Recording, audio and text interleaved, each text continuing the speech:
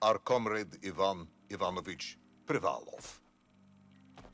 In 1961, you were selected for the Shukovgrad Interonaut Exploration Programma SSSR. Despite failing your basic physical and being caught cheating on your entrance exams, on the morning of the 12th of April 1962, you boarded a rocket drill containing the experimental device Little Orpheus, with the purpose of descending through the Earth's crust to discover the relative hollowness of the interior and its suitability for colonization. No, you've lost me, General. Did I do what? You and Little Orpheus were dropped into an extinct volcano to drill to the center of the Earth and find out if we could establish a city there. Note, if you will, that this date is over 3 years ago.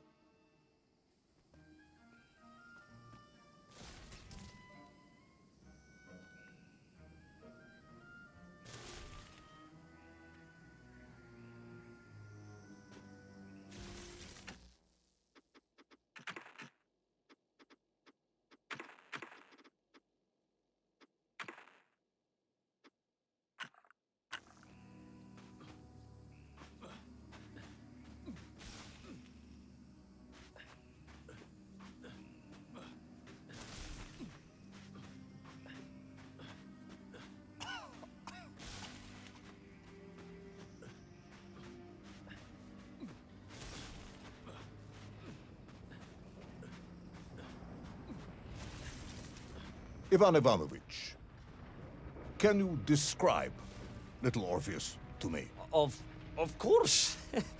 It was large and round and had something of a disagreeable smell. I was referring to its technical specification.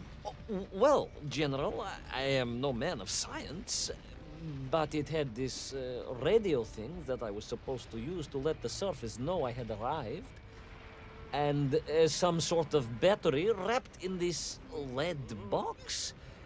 But I was told to not touch anything under any circumstances, and I did notice the engineers who worked on it were quite a shifty bunch.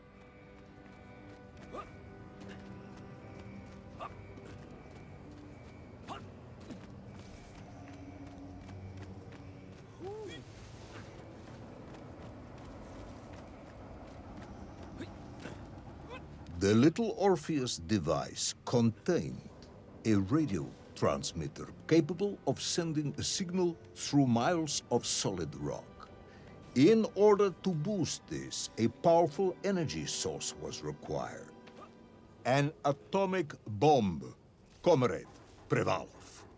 An atomic bomb that you have lost somewhere below the Earth's crust. Ah, yes, that bomb. Of course, General. I can explain everything. But it is a long and somewhat complicated story. And let me assure you, this is not a case of milking chickens. But you won't understand where your bomb and Little Orpheus has ended up unless I start at the very beginning and you let me tell you where I've been for the last 3 years.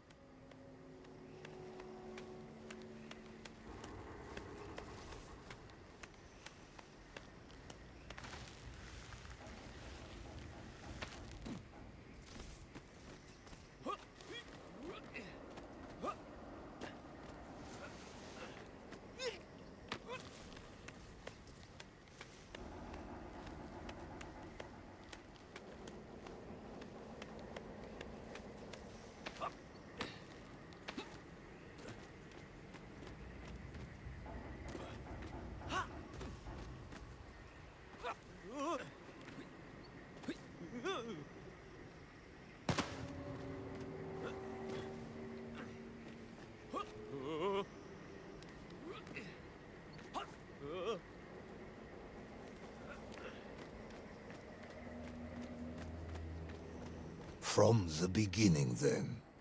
But this had better be good. Good, General. It's more than good. It's extraordinary. And it began like this.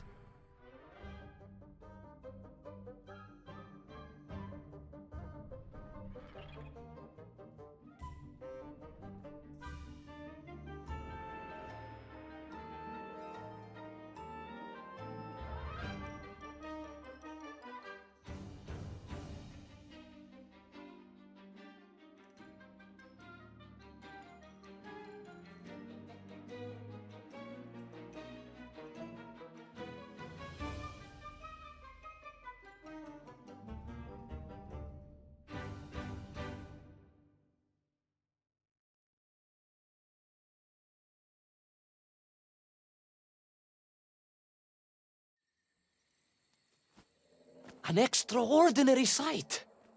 I realized this must be the fabled land of Plutonia, as documented by the brilliant scholar Obruchev. A trail of destruction carved by the rocket drill led down into the wild and mysterious jungle. The rocket drill itself must have snapped in half somewhere below Kamchatka, and little Orpheus bounced out and became lost in that prehistoric forest. If I was ever to get home, my mission was clear: to find little Orpheus.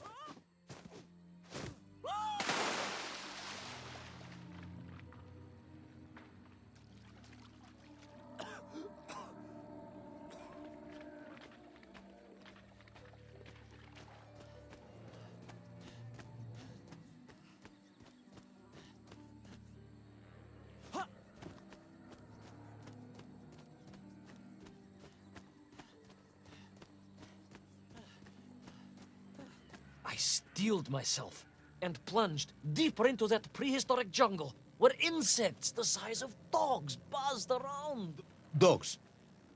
What sort of dogs? I beg your pardon, General? Large dogs or small dogs? Big like an ovcharka or small like a barlonka? Does it really matter? Of course. Detail is all important. Ovcharka then, General. The size of an ovcharka. I find that very hard to believe. Would you find it easier if they were the size of a balanka? No. But I am enjoying your attempts to persuade me.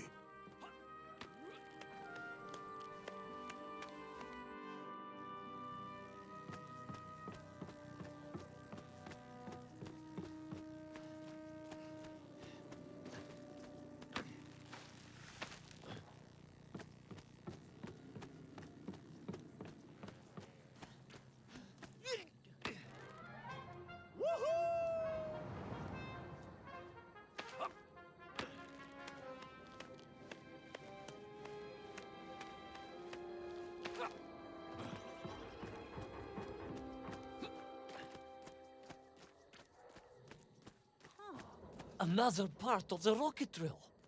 But still no sign of little Orpheus.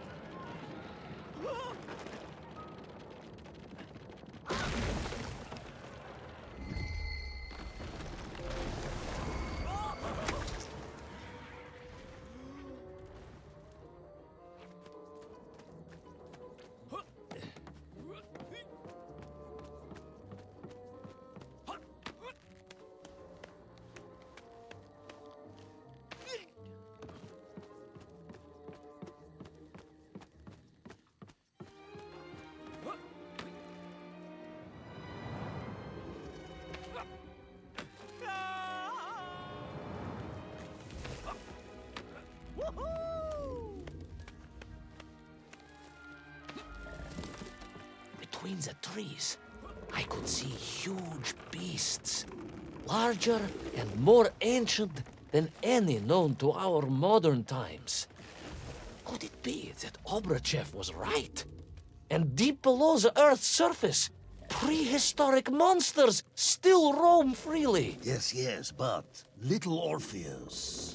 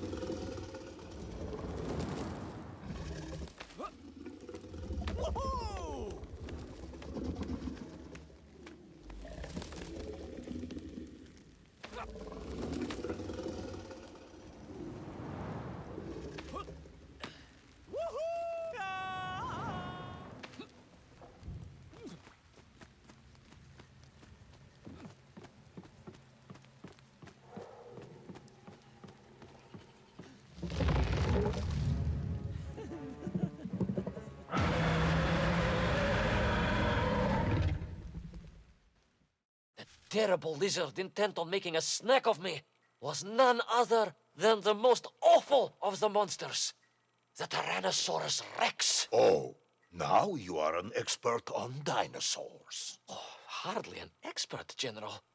Just educated by the best schools in the world, like all good socialists. And I remembered one crucial thing. I'm listening. Well, its greed is without bottom, its hunger is ferocious, but its brain is absolutely tiny. So, it can roar and roar as much as it likes, but it will never be a match for the sharpened mind of the good Soviet worker. All I needed was a plan to outwit the monster.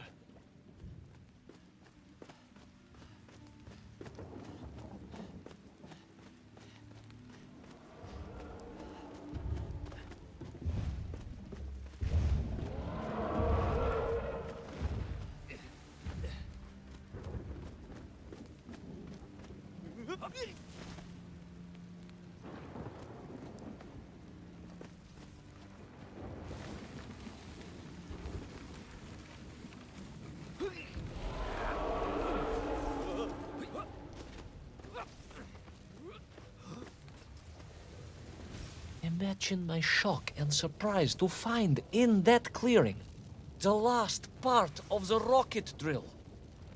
More shocking was the fact it had been ransacked. Someone had made off with the tools, the weapons, the rations, and the spare parts for the Pragviev. I began to suspect foul play. Perhaps little Orpheus was not lost at all, but stolen. All I could do was follow the trail further into Plutonia.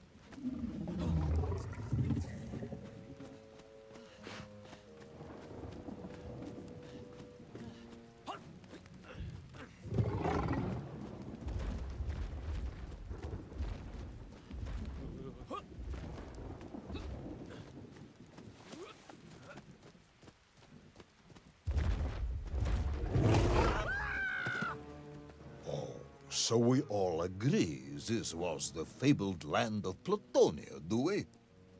I don't remember accepting that. I will admit it might not have been Plutonia if you are prepared to accept the dinosaur. This isn't a negotiation, Ivan Ivanovich. General, you can disagree all you like, but there's very little you can do to persuade me it wasn't a dinosaur. I might not be able to persuade you, but I can always have you shot.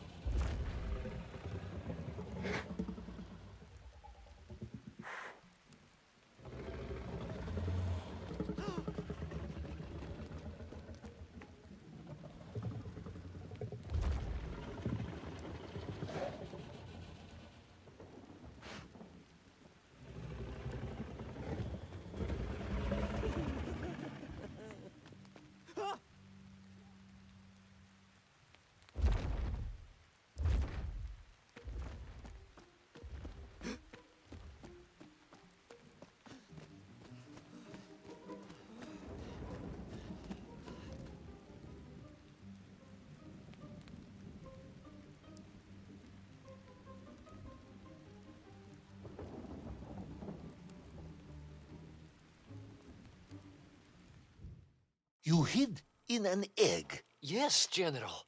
I hid in an egg. I am glad to hear your military training was not wasted. If only I had a single legion of men as brave and ingenious as you, with only 100 men equipped with eggs to hide in, we could roll across Europe in a day. General, are you mocking me? You are as sharp as you are brave, Tavarish.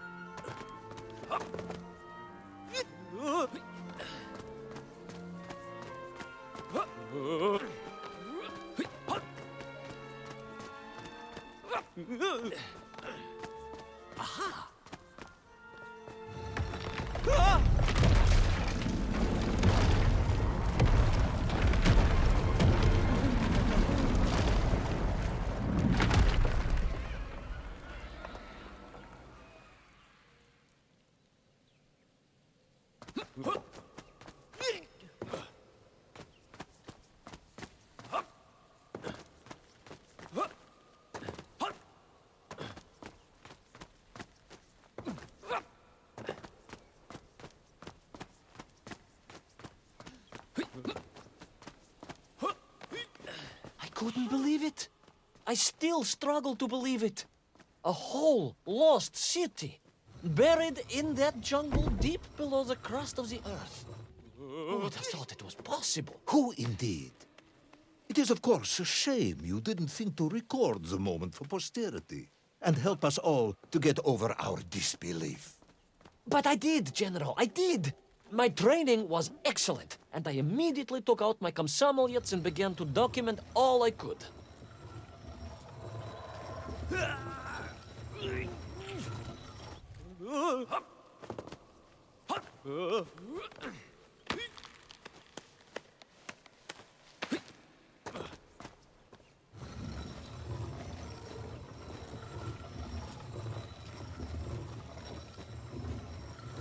So, where is this camera now, then? Ah, General, yes.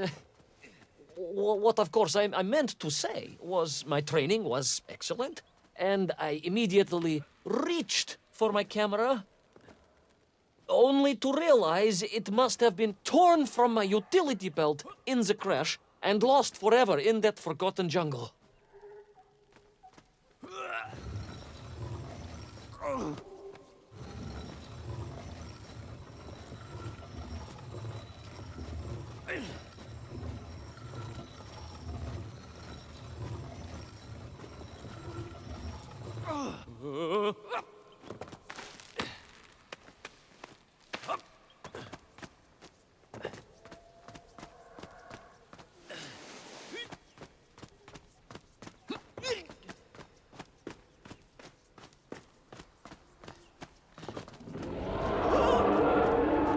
Horrendous beast had returned and was hungrier than ever. Perhaps it was angry it had been fooled by an egg-wearing idiot. That is unkind, General. It may have been small of brain, but it was grand of stature. Whereas you, Ivan Ivanovich, are lacking in both departments. Presuming there were no more eggs to hide in, did you have a new plan? I did, General. Please, do tell me, what was this brilliant plan? I ran like hell, General.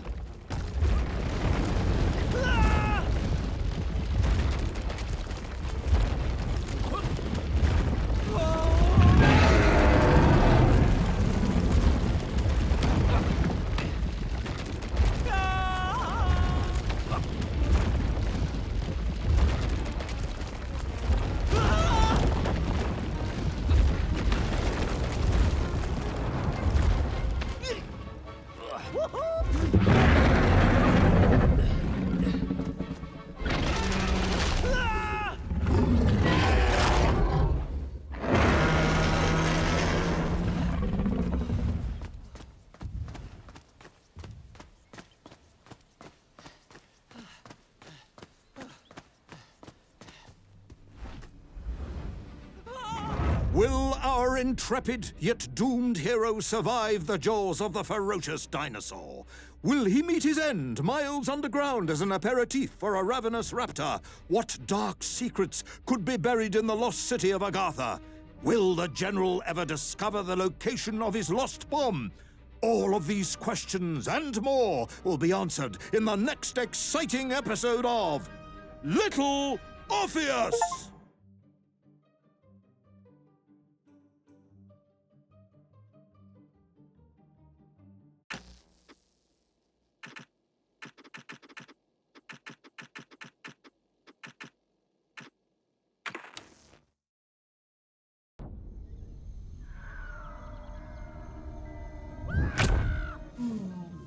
What luck!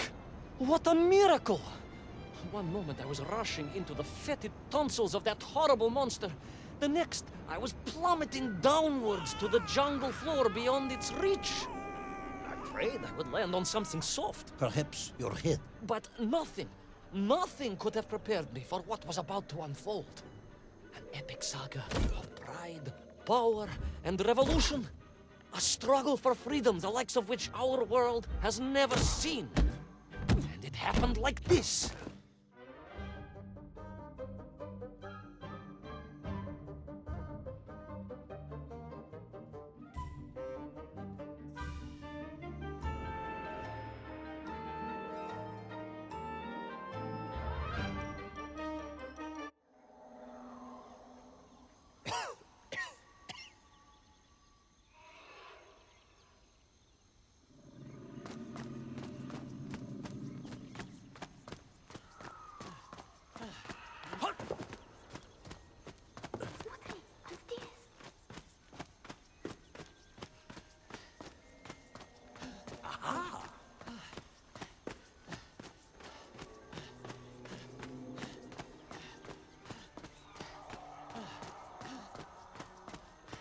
Who were those strange, gentle monsters who towered above me?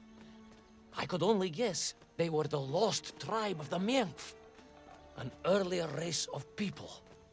But why were they so fearful of those ancient gates that lay just beyond their village? And why did they seem to recognize me? Why?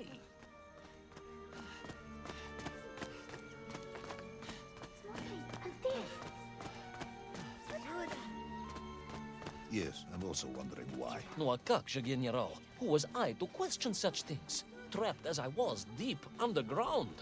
I was more curious, I must admit, about the location of little Orpheus.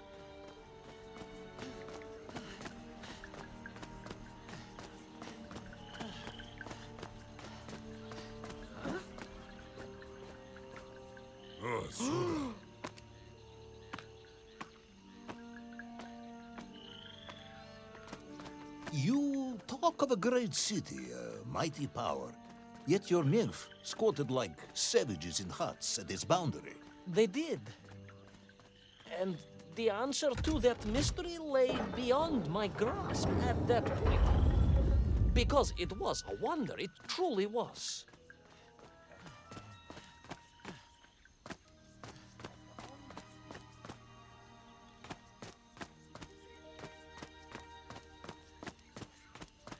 Orpheus! Это он?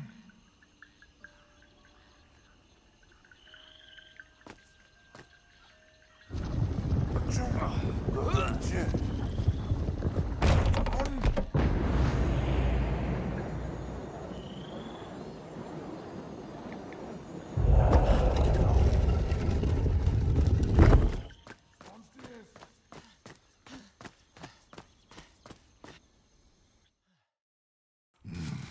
The lost city of Agartha. I hope I may one day see it myself. Oh, General, if only you could. Unfortunately, as I shall explain, should you seek Agartha now, you wouldn't find it.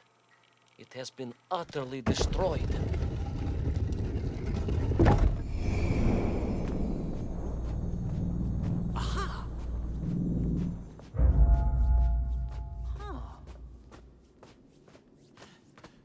Utterly destroyed? Utterly, General, a tragic loss. A convenient loss. I imagine archaeologists weeping as I tell you. But most importantly, before we continue, you must understand one crucial fact about its destruction. Which is? It wasn't my fault.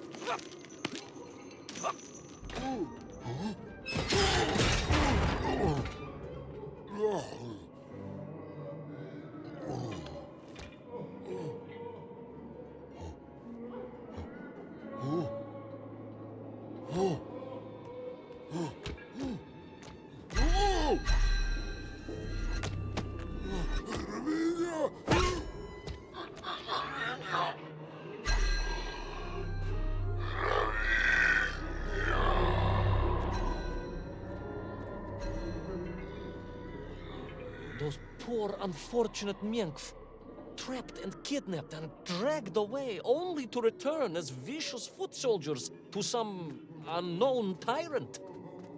And yet, there was something familiar about the shtukovna they were forced to wear on their heads, which I was sure were being used to control and enslave them. And what was that? General, it curiously resembled the radio sets I used to tinker with as a child. Radio sets. It was very curious. It was very curious. It was extremely curious.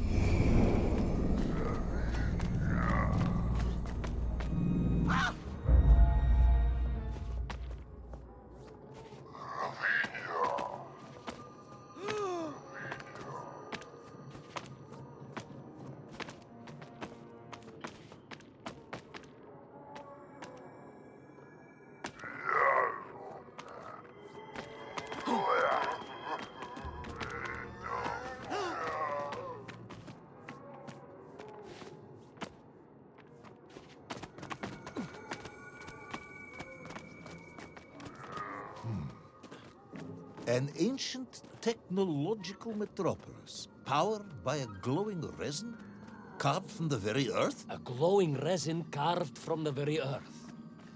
Do you see, General? I fear you are about to enlighten me.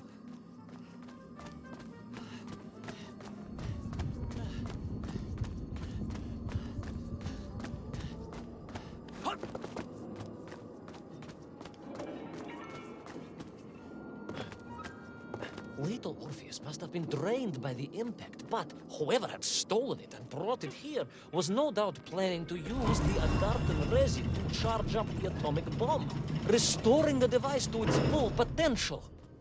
What sort of man would come up with such a monstrously reckless scheme? Perhaps the type of man who has such limited understanding of atomic energy that he thinks an ancient metropolis can be powered by shiny marbles.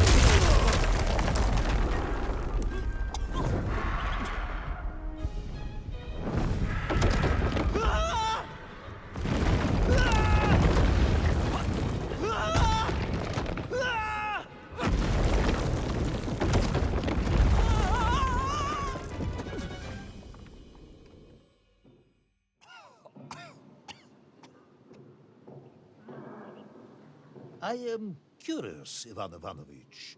You talk and talk about this great subterranean city. Yet what you describe sounds strangely familiar. It does in some way bear an uncanny resemblance to the glorious architecture of Comrade Alexei Dushkin. Wouldn't you agree? Нет, General. I have never heard of this great Tavarish Dushkin or his works. Interesting. Because you were photographed on the steps of his marvelous Vysoka na Krasnich Varotach, shaking hands with the Glavny Constructor. That was the chief designer? The sweaty little fat man with the bad hearing? Mind your mouth. Don't think you can distract me by slandering one of the great visionaries of our time. Without him, neither of us would be sitting here now. Just remember to thank him for that, General.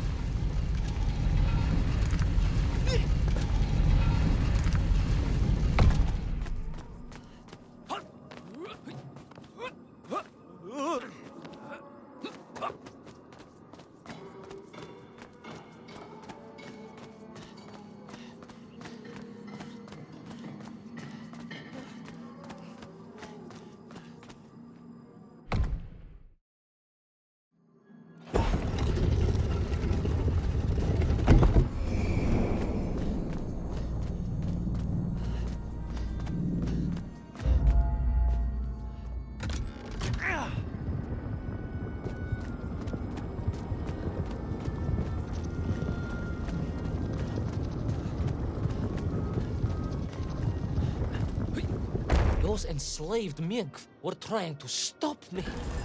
I was sure of that now. I find myself sympathizing with them, I must admit. No, General, then I have failed to win you over. Uh-huh. A point of agreement at last.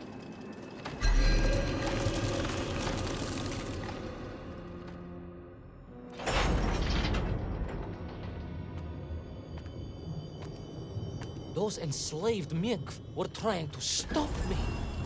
I was sure of that now. I find myself sympathizing with them, I must admit. No, General, then I have failed to win you over. Uh-huh. A point of agreement at last.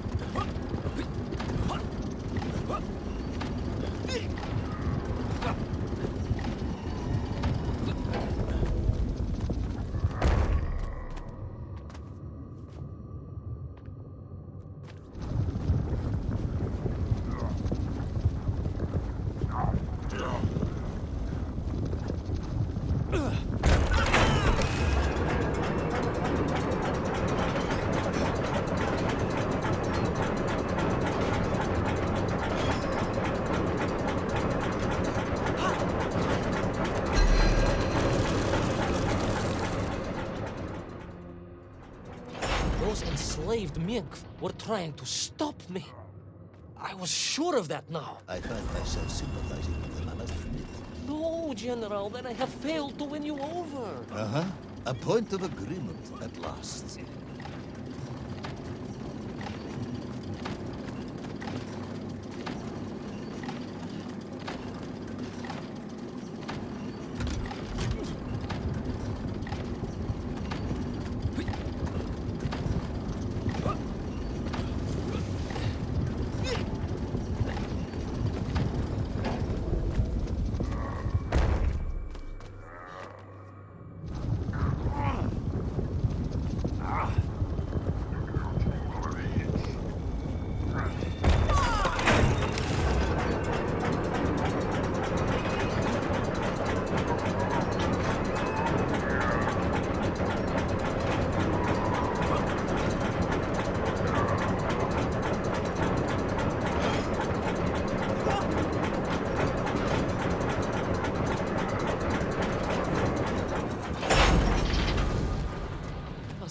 again, General.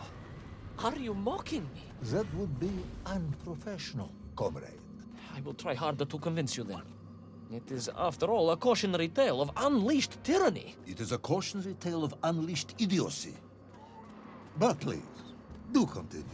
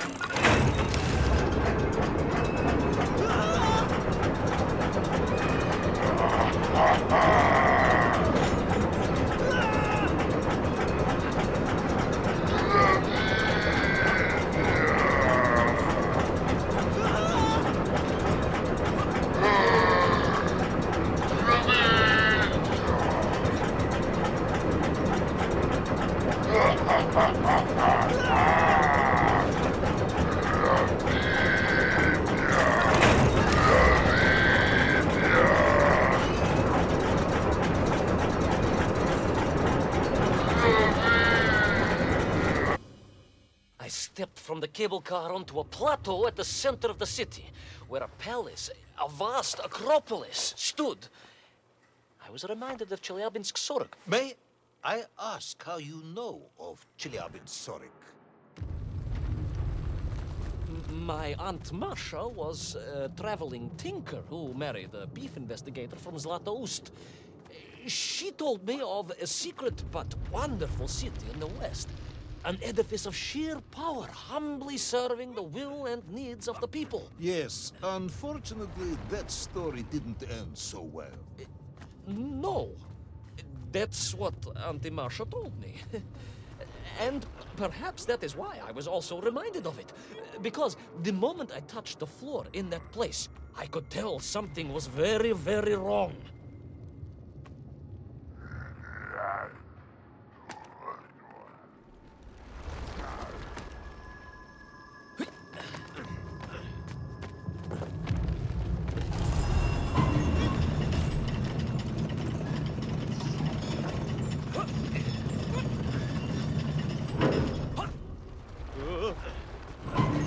The ground had begun to shake, alarmingly, and the whole city felt as if it was shuddering. I could only imagine what I would find in the heart of the vast temple. If it isn't a giant glowing marble, I'm going to be very disappointed.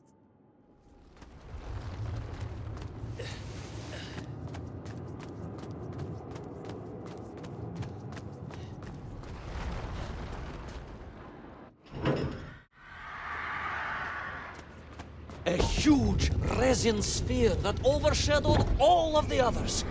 I caught glimpses through the twisted architecture. And it was then I saw him. Him? The thief, the enslaver, the tyrant, sucking the power from this wondrous city as he drained the very lifeblood of the ancient civilization and drew it into the atomic embrace of little Orpheus. With a song in my heart, I raced onwards to stop him.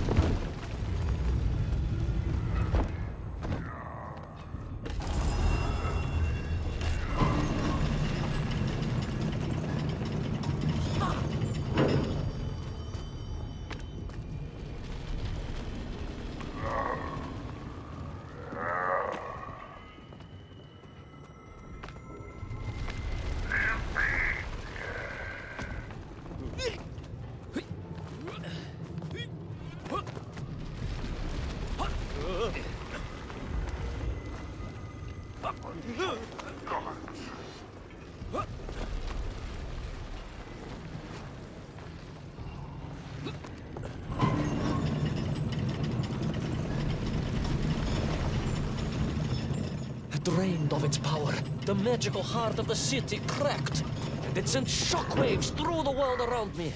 A true monster, General, willing to bring down the mountain itself upon Agartha and bury it forever in his ruthless scheme. I could not save that wondrous place, General, to my shame and regret. But I resolved myself to avenge the men, to recapture little Orpheus, and to bring that tyrant to justice.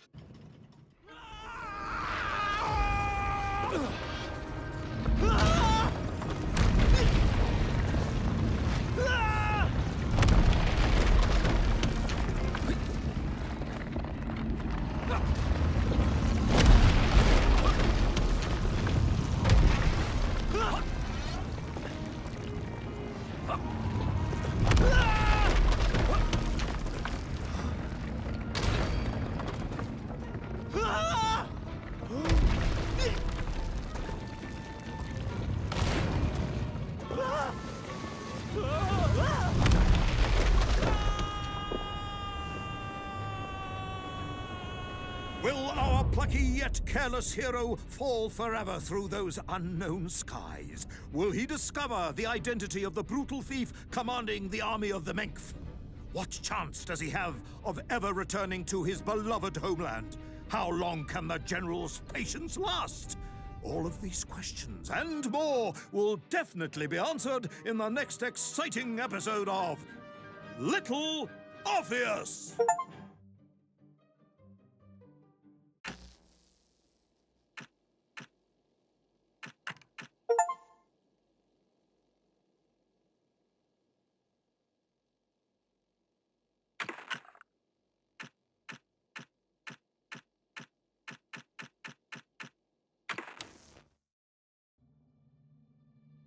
I plummeted down through that weird sky towards a great turbulent ocean that roared and swelled. A ferocious sea that offered no hope of survival. I thought of home and wept, unaware that in an instant, my fortunes would be changed by an event so bizarre, I almost hesitate to tell you. And it happened like this.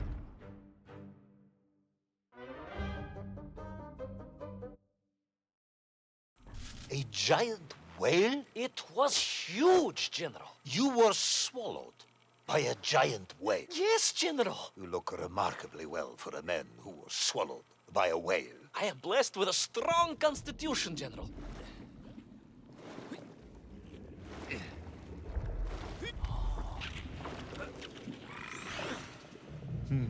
And I assume you are now going to tell me how you managed to escape from the belly of this giant whale. Naturally, General. And I must say, it really was a fascinating glimpse into the interior life of one of our world's most magnificent beasts.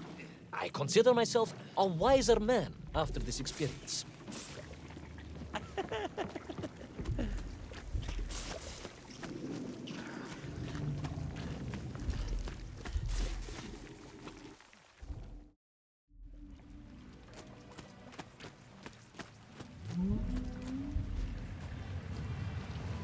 was an extraordinary place, General.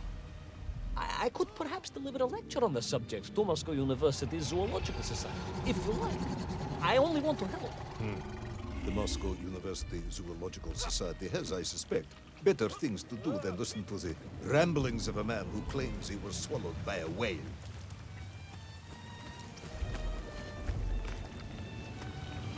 It is a shame, General. People can be so closed-minded. I, on the other hand, have little choice but to hear you out. For your own sake, Ivan Ivanovich, I must urge you to be brief. Absolutely, General. I will tell you directly of my miraculous escape from the belly of the whale. You simply won't believe what happened next. That is becoming a dangerously overused phrase, comrade.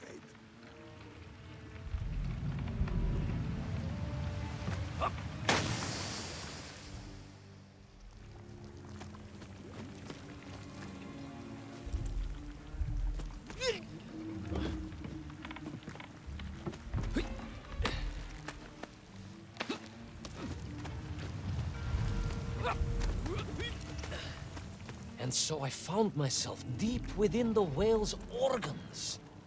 A strangely beautiful place. A sort of fleshy wonderland. And so I found myself deep within the whale's organs. A strangely beautiful place. A sort of fleshy wonderland. A glade of polyps and globules. A landscape as awe-inspiring in its way as the forests and mountains of Altai. Oh, my home, General, I yearned and longed for, and only hoped, as I hope now, that I might one day see again. I think we're all longing for home at this point. Oh, with warm slippers, a mug of steaming Sbitzin, and a roaring fire.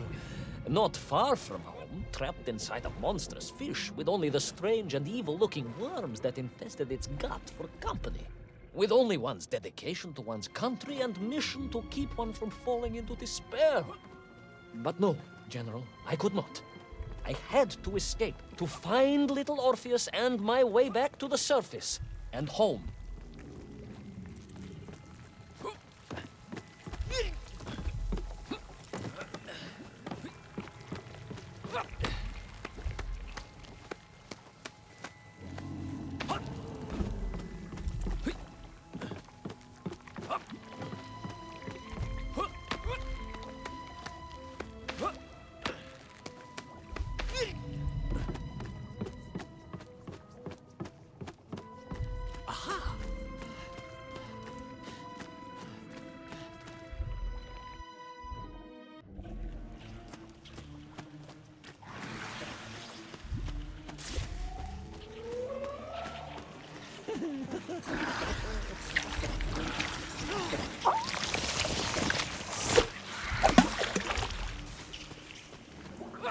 Worms, you say, living inside the whale. Oh, they were horrid things, those worms, General. And most unwelcome, I would say. Parasites. Rampant their infestation. More of the tremendous sizes they could grow to. At that point, my thoughts were only of escape. And I had a plan. Yes, I'm sure you did.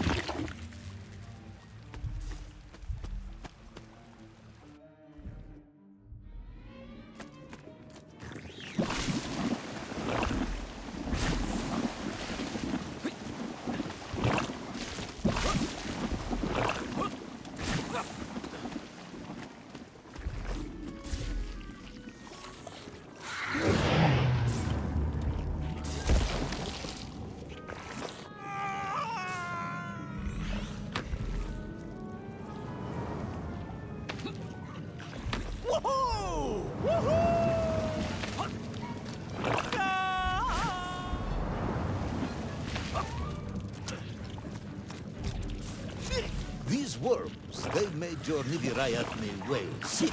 Wherever they attached themselves, the flesh began to turn grey and die. It was a truly distressing sight. I resolved myself to assist the whale by removing the leeches wherever I could find them during my escape.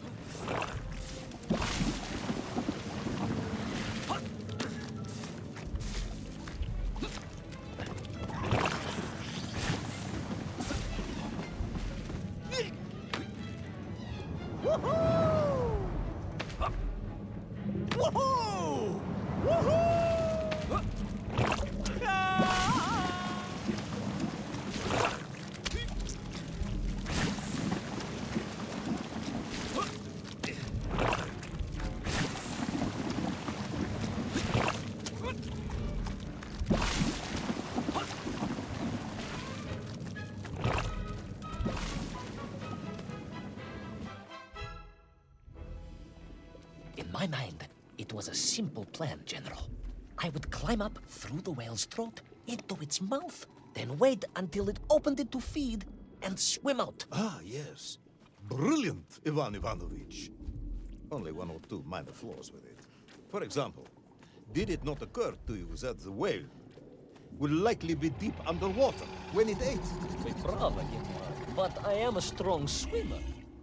As a child, my parents would take us to holiday near Irkutsk, where we took constitutionals in the waters of Lake Baikal. In fact, my mother often called me her маленький морской котик.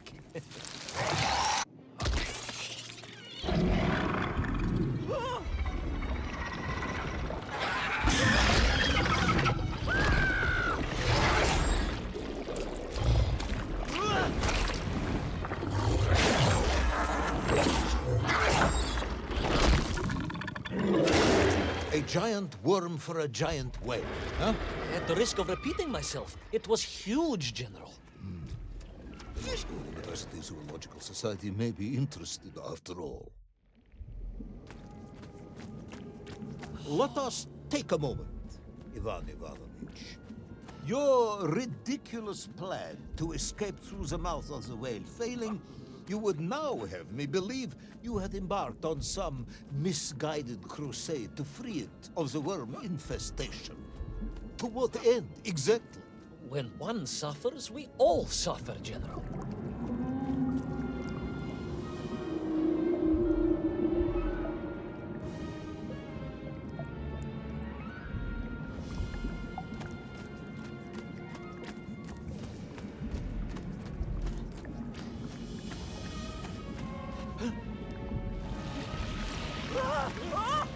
Your ideological commitment is admirable, comrade, but... I concluded that if I could find the root of the infestation and neutralize it, the whale could mount a spirited counterattack against the worms.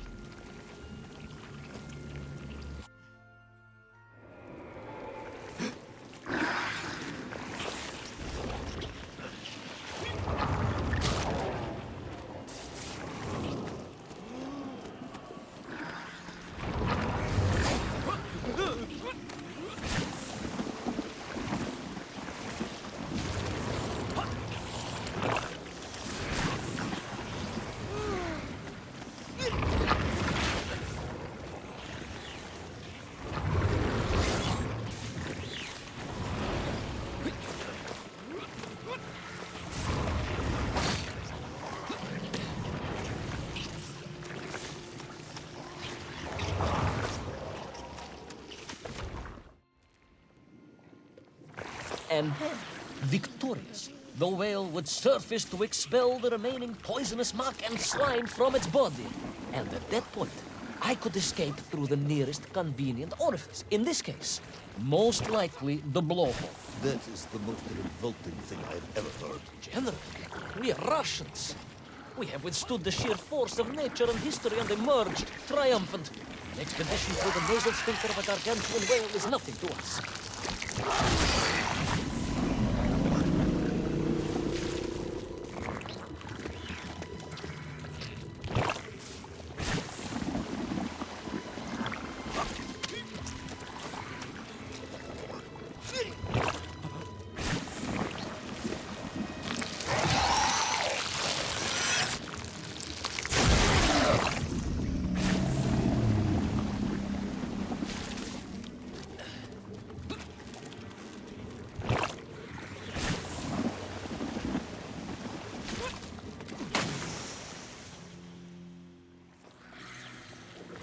And then, victorious, the whale would surface to expel the remaining poisonous muck and slime from its body.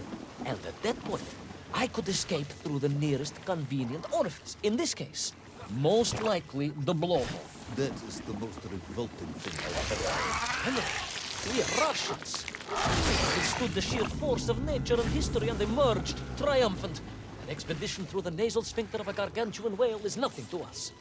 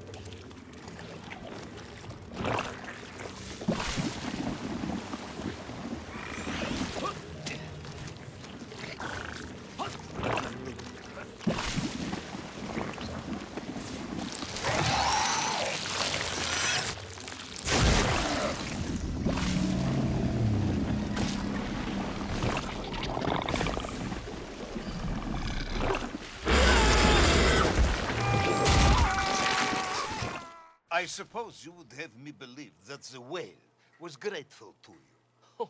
Well, General, that would be presumptuous. I doubt it was even aware of my presence. But I had more immediate problems. For if the whale might have been relieved by my actions, the worms were enraged. Worms Furious. Worms Incandescent. do not feel Violently indignant. emotions. Demented, General. Deranged. Enough!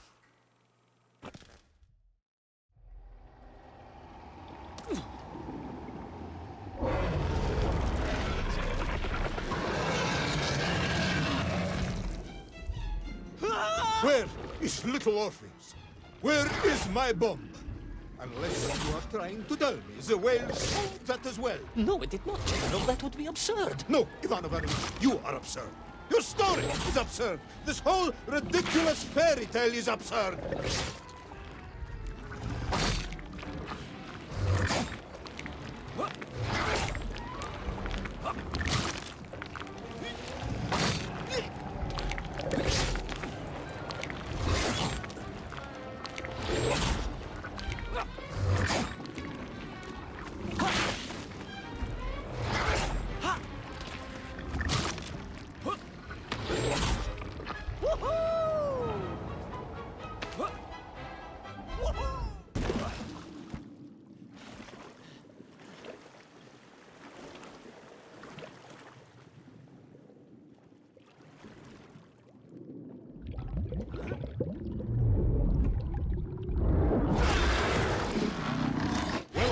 Brave yet foolhardy hero escape the furious worm? Will he be doomed to spend his days trapped in the innards of a bad-tempered cetacean? Where is the whale swimming to in such a rush? And what will it do when it gets there? Is the general about to lose his temper and order the cosmonaut shot? All of these questions and more must surely be answered in the next exciting episode of Little Orpheus!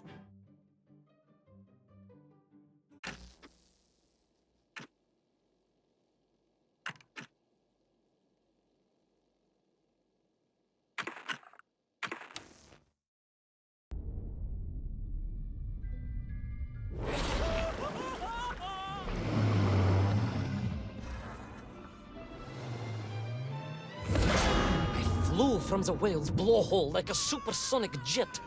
And below me, the ocean became a sheltered bay studded with white shapes. You will be amazed as my epic journey unfolds. For here, it was about to take a most unexpected turn. And it happened like this.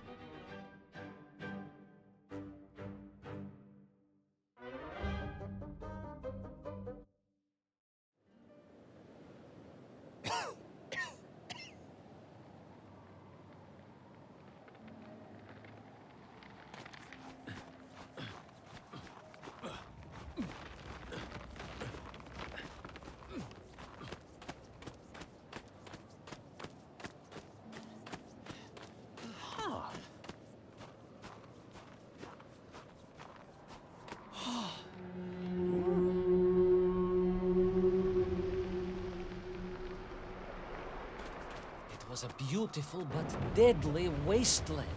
Freezing cold, brutally chilling. Enough to kill a man in hours. Yet here you are. Indeed, General. An impoverished childhood playing in the streets of Omsk during those bitter winters had made me hardly. I thought you said you grew up in Altai. Ah, General, the life of a poor toy maker's family. We had to move from place to place just to find work.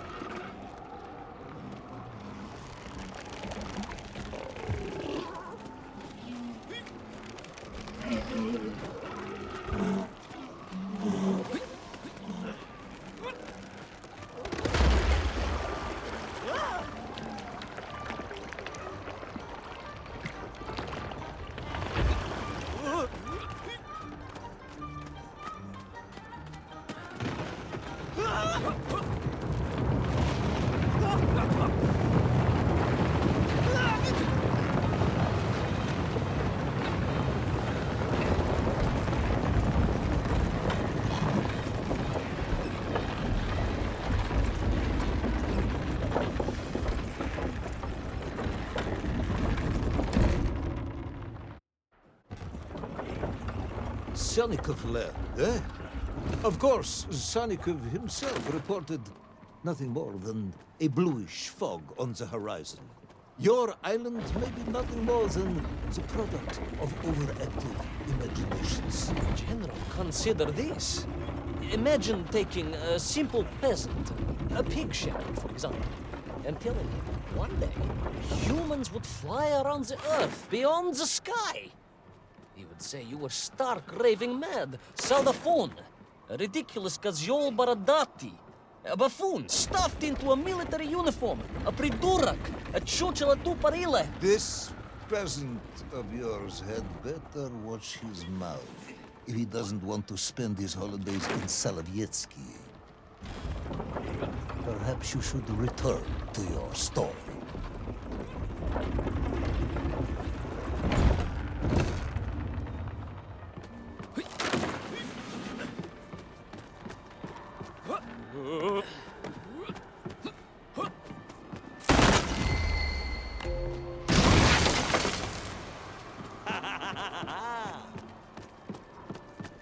There in the cliff, I could not believe it. A hairy elephant, trapped and frozen in the ice. A mammoth? No, General, a hairy elephant. Who would think such a thing could be?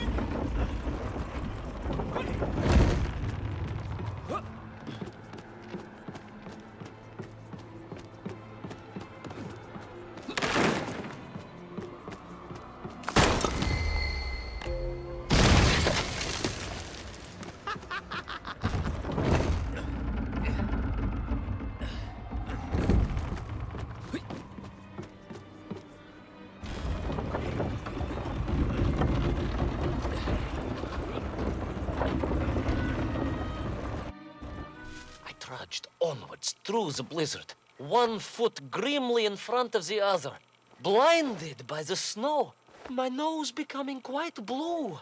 My thoughts of home crushed under the weight of the plummeting temperature. I am bored, Ivan Ivanovich, and sick to my teeth of listening to this rubbish.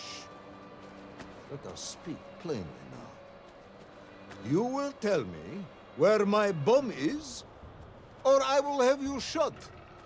I am just getting to that, General. Shot! Comrade Primal! Shot with real bullets, fired from a real gun, not some ludicrous Bultavia about lost cities and dinosaurs and mink and mammoth. It was a hairy elephant. No! I will not tolerate any more! Where is the bomb, Ivan Ivanovich? Where is little Orpheus? It was right there. What? It was there. At least I realized it must be. Where? There? On Sonicov land? Yes, General. Because as the storm began to clear, I realized with a strange excitement and trepidation that I was not alone on Sonicov land.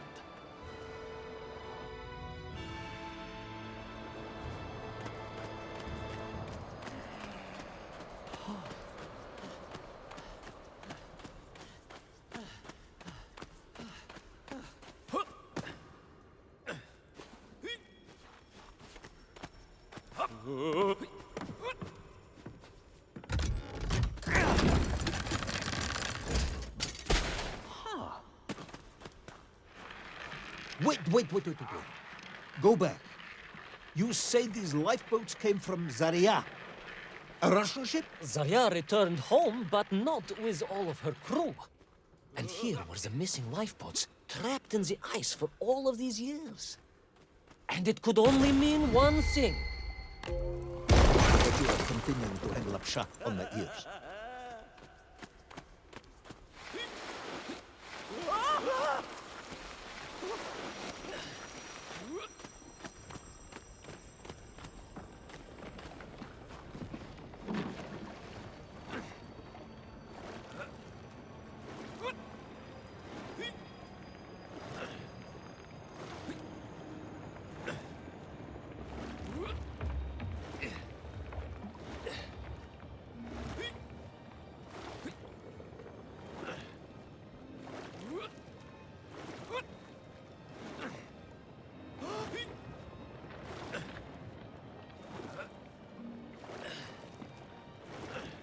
Baron Edward von Toll.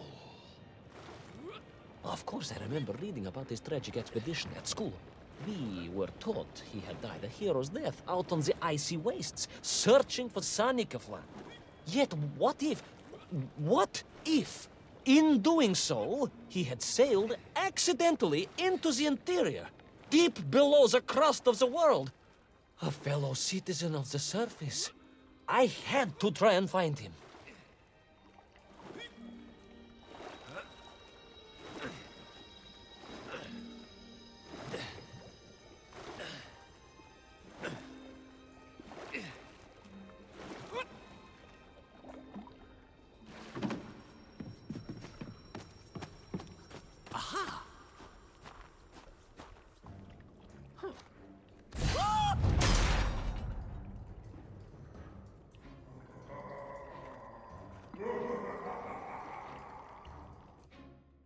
A dead explorer stole my boat. Not dead, General, but quite insane. Perhaps it was the loss of the arm or the leg, or the long years in isolation. But Toll was clearly mad. You should have got along perfectly then. Oh, how I wish we had. But no, whatever Toll's intention with little Orpheus was, I had no time to consider it. I was in mortal peril once more.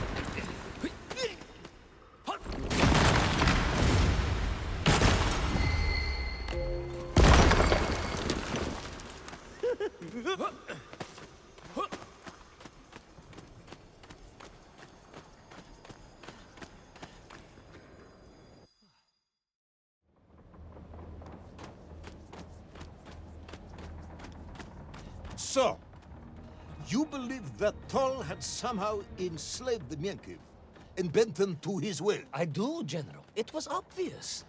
Why else would they serve him? And how else could they be so different from their freed comrades?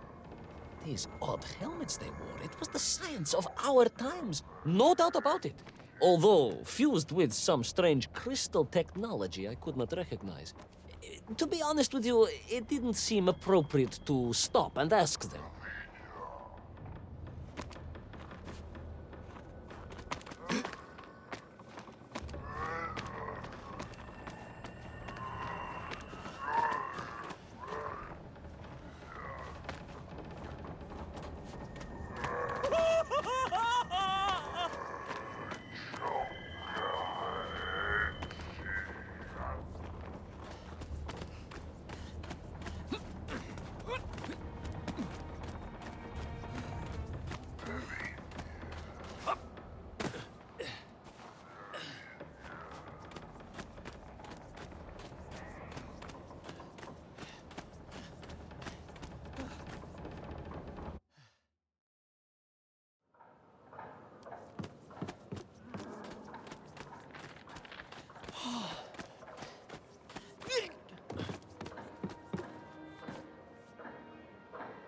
This Toll, you say he was an explorer?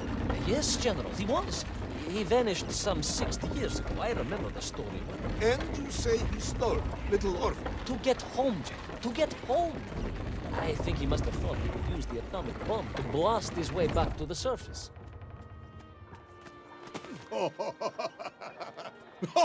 Brilliant, Ivan Ivanovich! And you expect me to believe that a 100-year-old madman not only survived below the Earth's crust, but enslaved these Menkiv, explored the lost worlds, and discovered the secrets of atomic power, all by himself? A Tsarist general! An imperialist! No doubt harking back to the terrible days before the Great Revolution. And Estonian! Estonia. Estonian general! They are wily people.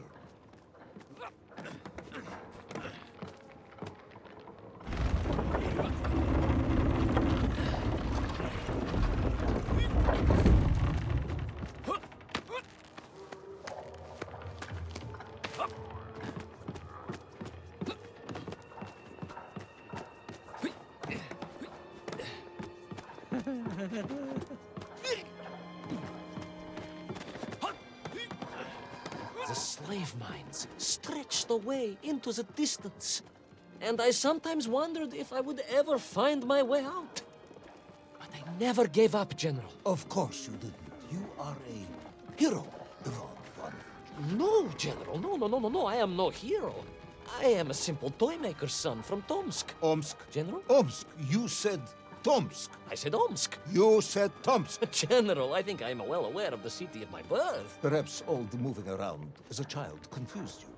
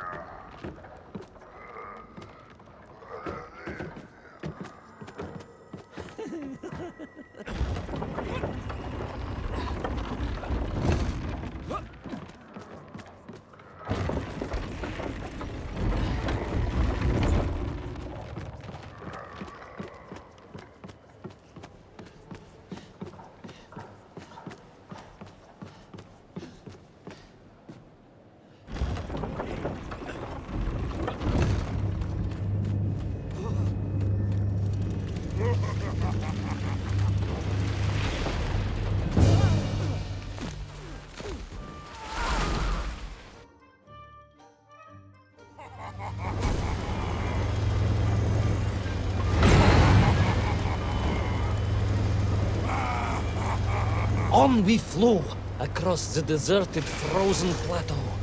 I was single-handed in my pursuit, dogged in my determination.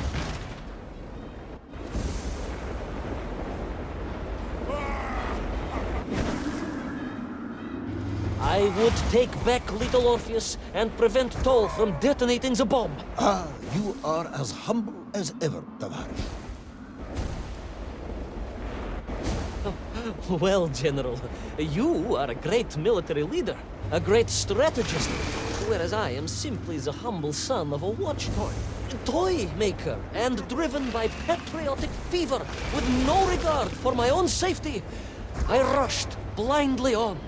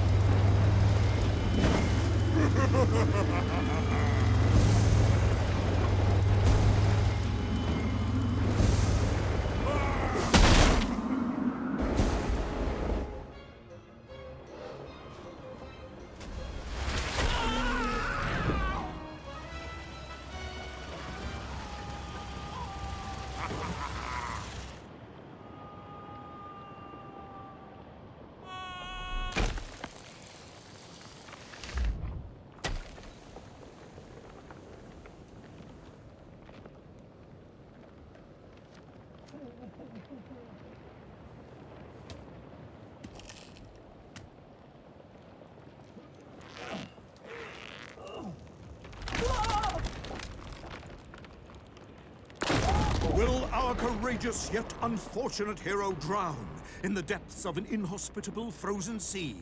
Will he thaw out in time to prevent Toll from detonating the bomb? Will the general holiday in Omsk next year? Or Tomsk? Or perhaps both? What exactly is the difference between a mammoth and a hairy elephant? All of these questions and more should almost certainly be answered in the next exciting episode of Little Orpheus!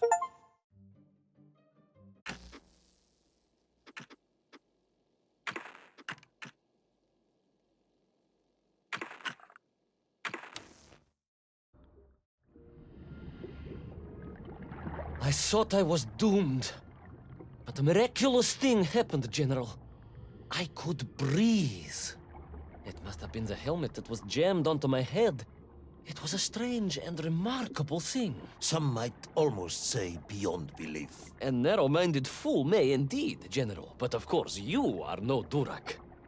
But even as I sank towards the floor of that lost ocean, my journey was about to take me to darker, stranger territory than ever before.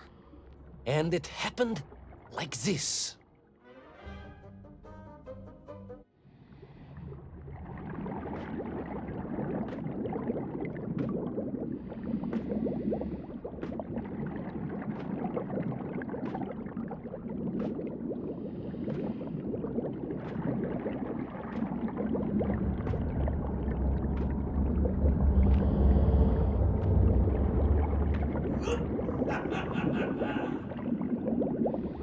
Let me see if I have this correctly. After narrowly failing to apprehend the mad missing explorer Toll and recapture my atomic bomb in your giant snowball, you fell through thin ice and sank to the bottom of a subterranean ocean, discovering along the way that the mind control helmet you had accidentally wedged onto your head enabled you to breathe underwater and resume your pursuit across the seabed. General, you seem perplexed. Perplexed? Perplexed is that the keys to my house are not where I left them. Perplexed is the fact my dog will not eat cheese like other dogs. No, Ivan Ivanovich, I am not perplexed.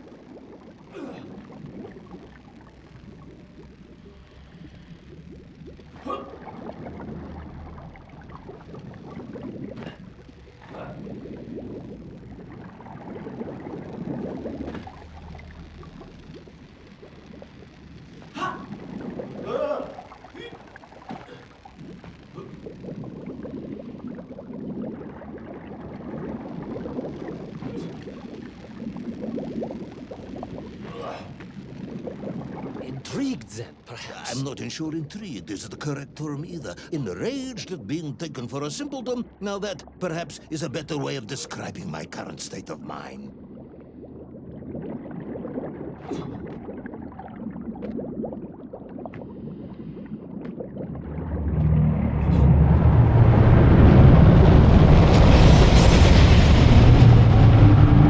That is unfortunate, General. Once again, Comrade Privalov, I must correct you. Unfortunate is losing one's car in a snowstorm. Unfortunate is booking opera tickets on your wife's birthday and getting the date wrong. Was she furious? That is not the issue! Furious. However, now that is a good word. I could speak with your wife. Would that help? I could always have a word with her if you like. I could always have you shot. You could, but I suspect she would appreciate the gesture less.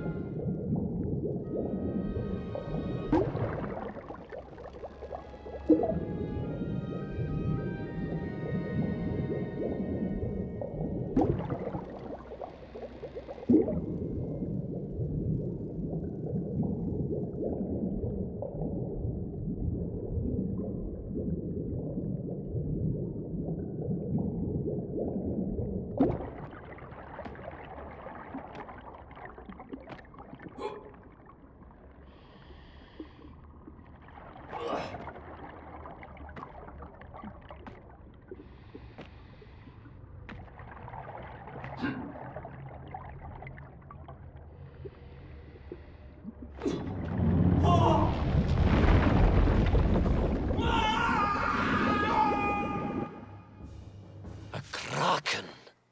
A vast monster of the sea. A giant, humongous, many-armed electrical destroyer of ships and cities. Electrical?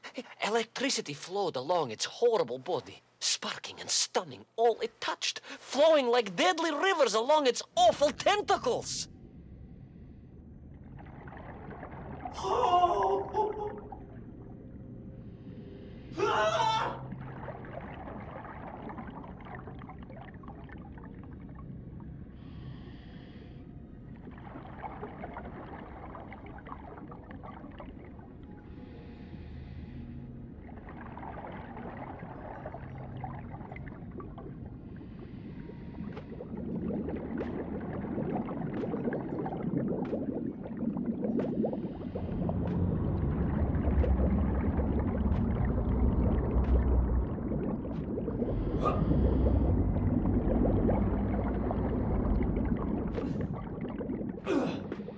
A sobering discovery. Are you suggesting that the vessel simply wandered off course and sank here? That seems unlikely even by your standards. No, General, I only wish that were true. The mighty ship showed terrible scars, signs of having been grappled and torn asunder by some huge and terrible adversary. It is indeed strange and curious. I am troubled by this discovery. Might you almost be perplexed, perhaps? Don't push your luck.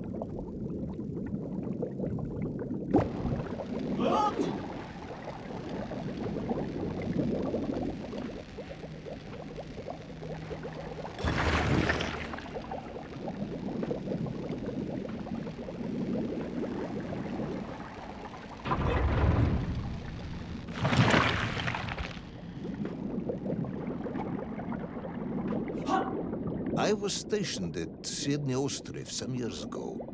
I am only too aware of how easy it is for the imagination to create monsters when one is exposed to lonely and dark places. My men required constant monitoring. Much like my cousin Pavel. He was also stationed at Ostrov? No, he required constant monitoring. He was a devil for stealing eggs.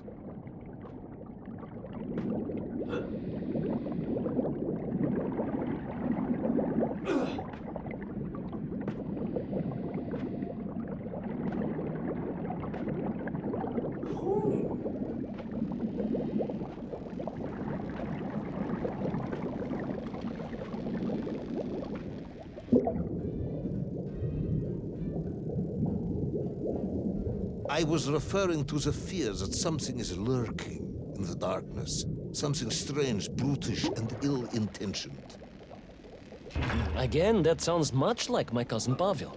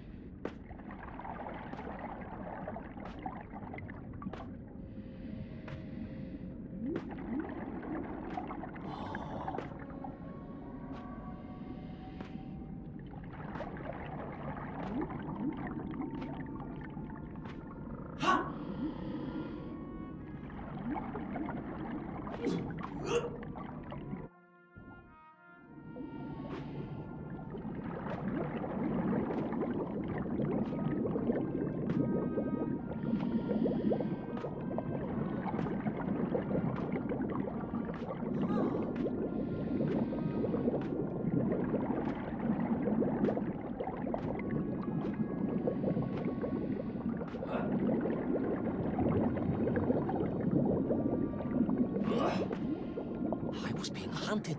There was no doubt about it, and escape was all I could think about. Naturally. That and duty. Duty? Yes, General. After all, I had a bomb to recover from that villain Toll. How clever of you to remember that.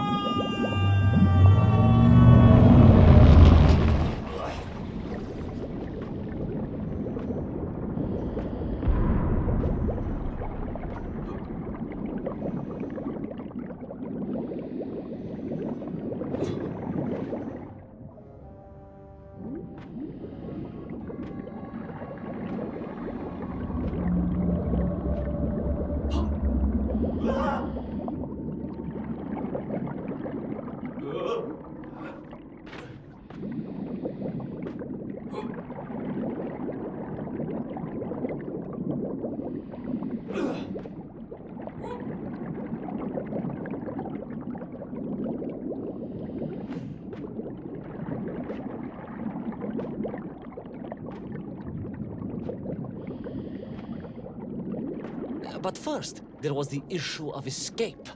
Escape from a dreadful, grasping creature that consumed all it could reach, dragging anything that wandered within its clutches to a miserable doom. A hoarder of useless trophies and stolen goods.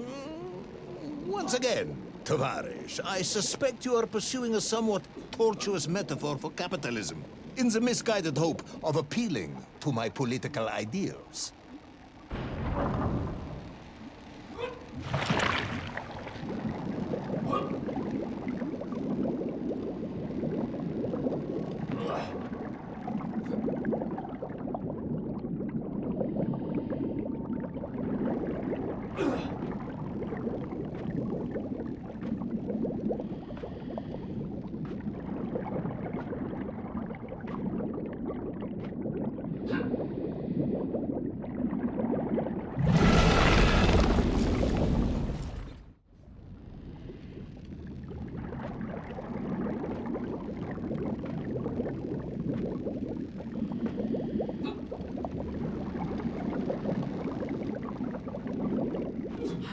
mouse, General. A little mouse being toyed with by a terrible cat. Rather a wet mouse. I was like a little underwater mouse. Being stalked by a giant rubbery electrical cat with 8 tentacles. Exactly, General. Good, I'm glad we cleared that up. You may continue.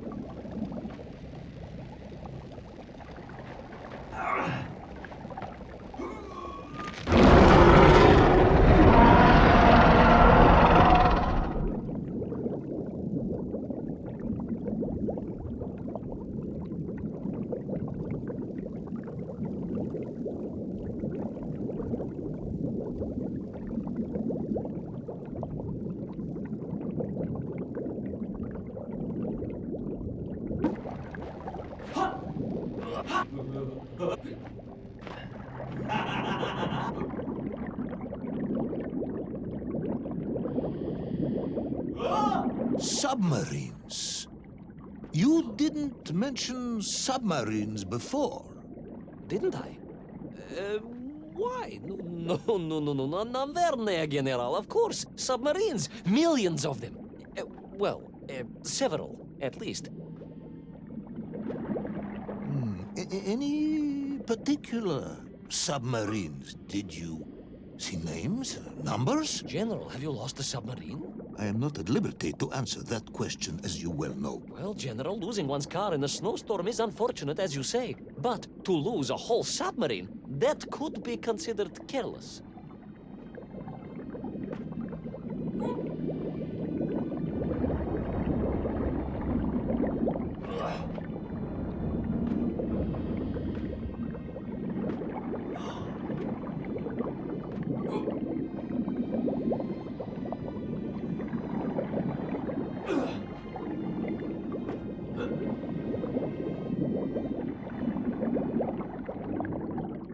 And you are certain it was M. de Vesci Pidishat. Well, that was painted on the hull, so I can only assume so. I think I know where this dismal story is going next. You somehow miraculously brought the remaining closed cycle engine online, flooded the torpedo tubes, dispatched the Kraken with one shot, and triumphantly surfaced. No, General, that is not what happened at all. I did indeed make my way to the torpedo tubes, but for a very different purpose. After all, history has taught us that atomic power is not to be toyed with. Much like tired, impatient generals, perhaps. Particularly the perplexed ones. Indeed, General. Or like dogs that will eat no cheese.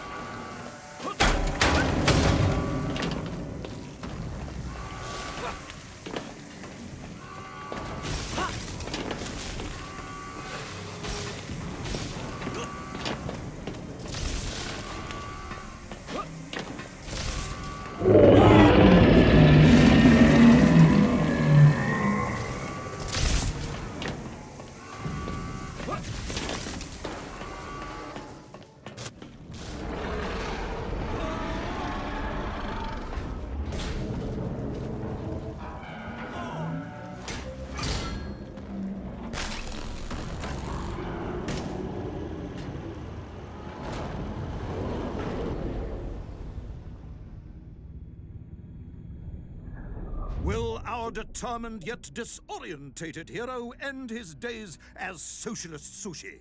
Will his daring exploits be cut tragically short by vengeful calamari?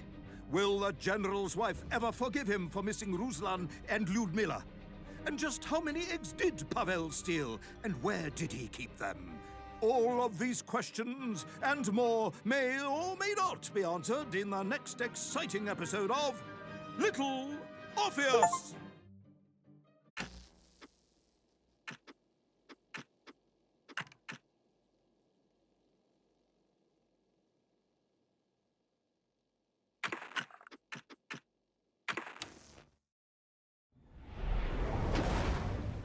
I was alive, General. Somehow, miraculously, I was alive. Some twist of fate, some hand of destiny, but I was alive. Strange as this new world was, I knew Toll must have come this way, and it was my task to find him. And it happened like this.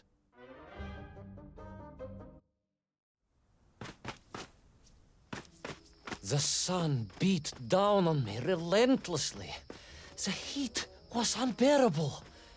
I was exhausted. Yet I could not stop. I had to go on.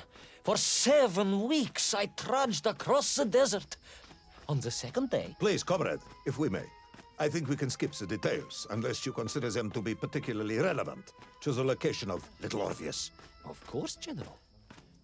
We will simply omit the tale of the singing chasm, the oasis of mirrors, the sightings of Toll's Mienk aloft on their pterodactyls carrying parts of my crashed rocket drill over the horizon to Lemuria. Wait, the what? Singing chasm? Not that, but the rocket drill. Oh yes, General, the rocket drill.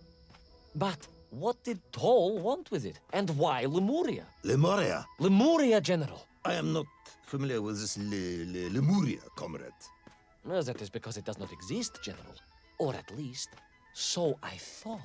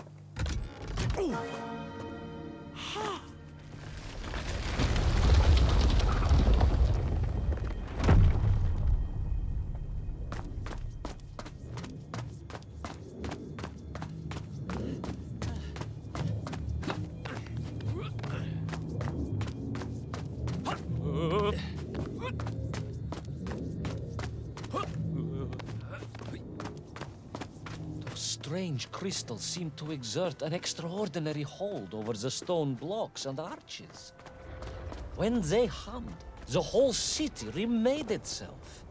Where they were missing, clearly looted by some villainous thief, the city was fallen to ruin. It was like a vast musical instrument, vandalized, and yet still attempting to toot.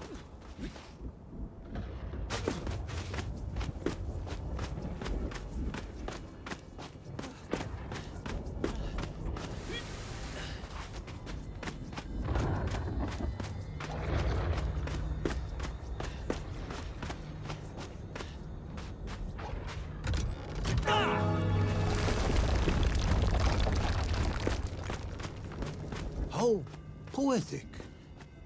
I am sure our engineers would be fascinated and baffled in equal measure.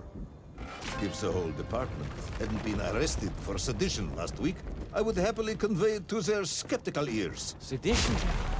Really? How poetic. I am sure our engineers would be fascinated and baffled in equal measure. If the whole department hadn't been arrested for sedition last week, I would happily convey it to their skeptical ears. Sedition, General? Really? That is unfortunate news indeed. I am joking.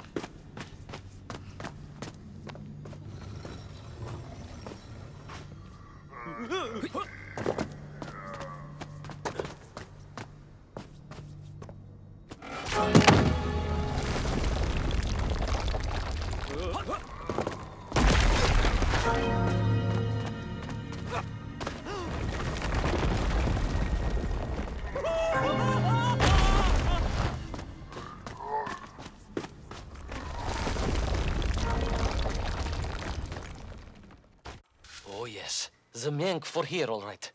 Which meant whatever dastardly scheme Toll had, it was to be enacted on these burning sands. And you will explain this in due course, I imagine. Eminently, General. What you need to know first is this.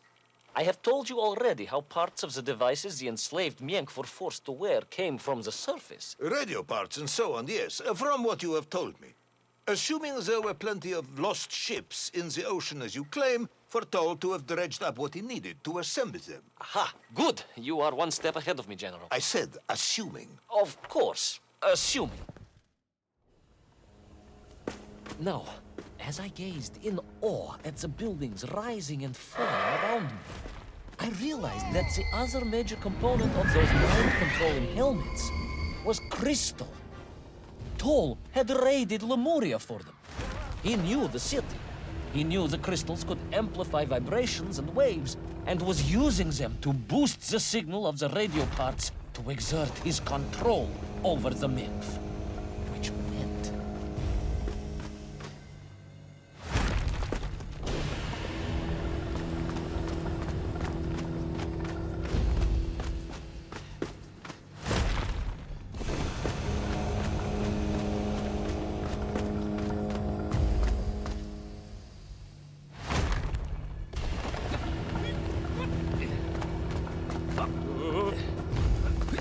Yes? Imagine, General, what such amplification could achieve when fused to the finest atomic science our great Soviet civilization has produced. Wait. I do not understand. You said Toll was planning on using the bomb to shatter the Earth's crust to return to the surface. A tragic mistake, General. I cannot recognize the extent of his mad ambitions. You mean to imply Toll would have attempted to enslave the Russian people? Pah! The will of the Soviet citizen is mighty and strong. To you, perhaps, as a trained warrior. But consider, perhaps instead, a humble son of a toy maker from Tomsk. Ah, yes. Perhaps we have our share of simpletons, after all.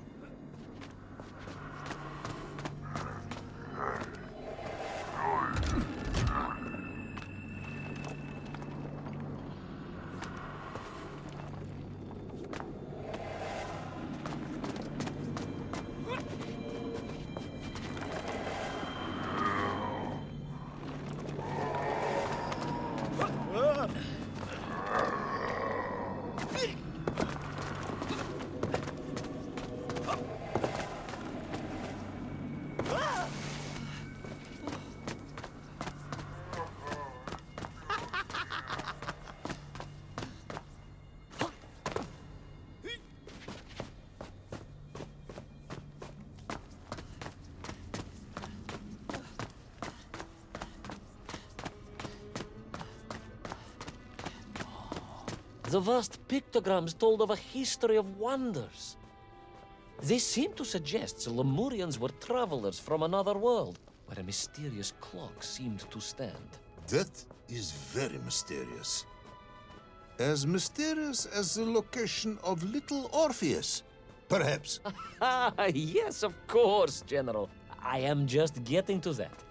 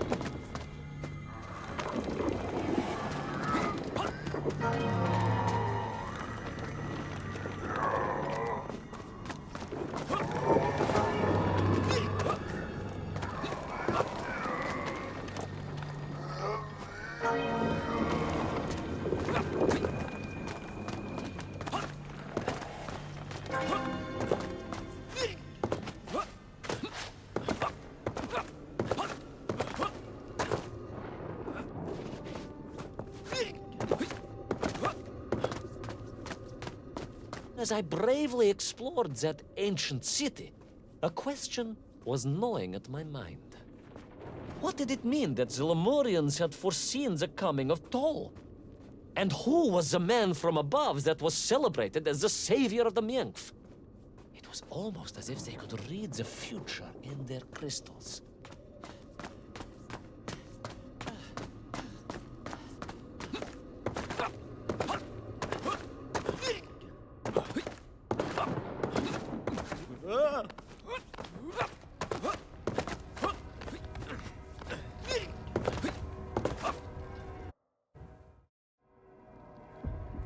The bells of Lemuria tolled and tolled, a roaring symphony, a crescendo of peals that set the city dancing, each note causing the crystals to shimmer and cascade with light. But the sandstorm was no natural phenomenon, and the bells did not ring for celebration. Something was very wrong here. Aside from the pterodactyl, the dancing stones, and the ancient magical prophecies, and the crystals and now the giant bells, you mean? If you don't want me to continue, General, then I can easily just quietly go home. Don't think Chepucha will get you out of this one, comrade.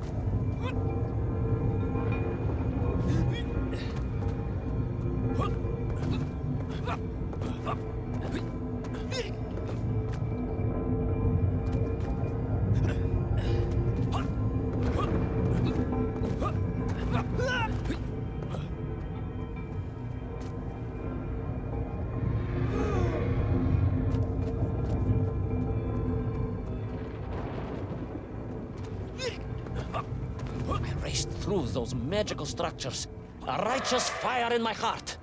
I was like the Brinya Nikich, prepared to strike at the dragon who threatened my homeland. Your heroism is only surpassed by your modesty. On the contrary, General, I chose the Brinya carefully. Like him, I am a simple peasant. It was fate that chose me to descend to the Earth's core. It was General Komanyin who chose you to...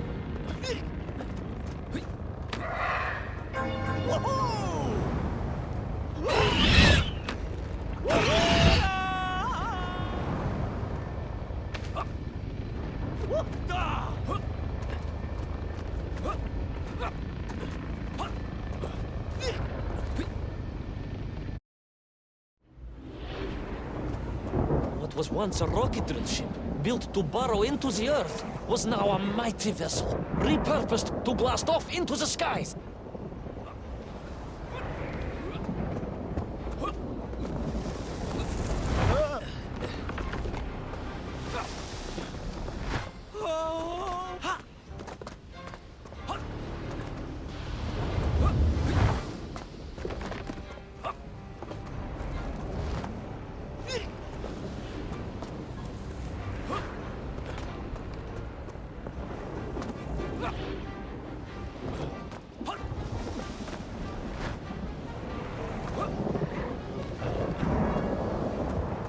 There was no doubt the toll was headed for the strange world with its clock.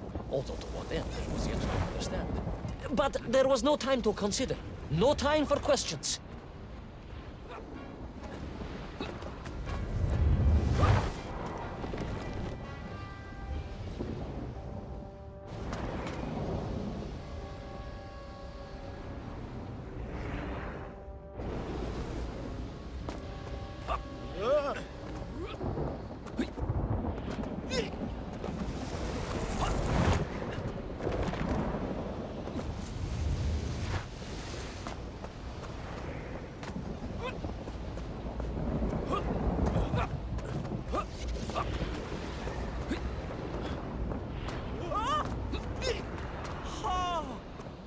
Paul was on the rocket. Little Orpheus was on the rocket. And wherever they were headed, I must head there too, to thwart his plans, recover my drill, and save the world!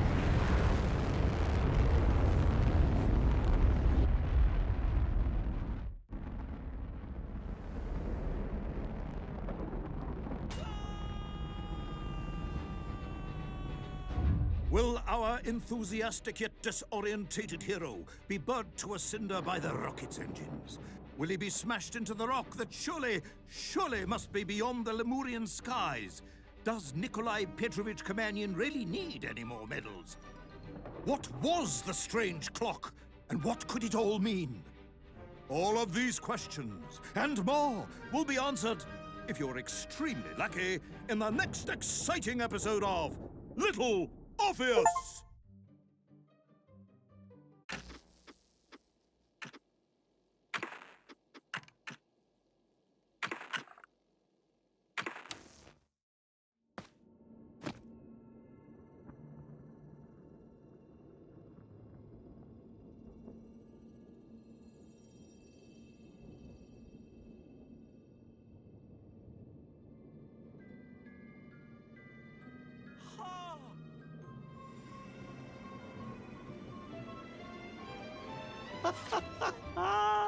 Laika!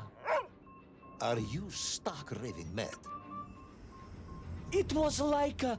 I am sure of it! That spirited little dog saved me! Laika saved you in her little space machine. I believe the correct term is capsule, General. Don't push your luck any further, Ivan Ivanovich. I fear it might snap. Oh, my apologies, General. In my excitement to explain what I discovered on the far side of the Metagalacticus Interiores, I got carried away. And it happened like this.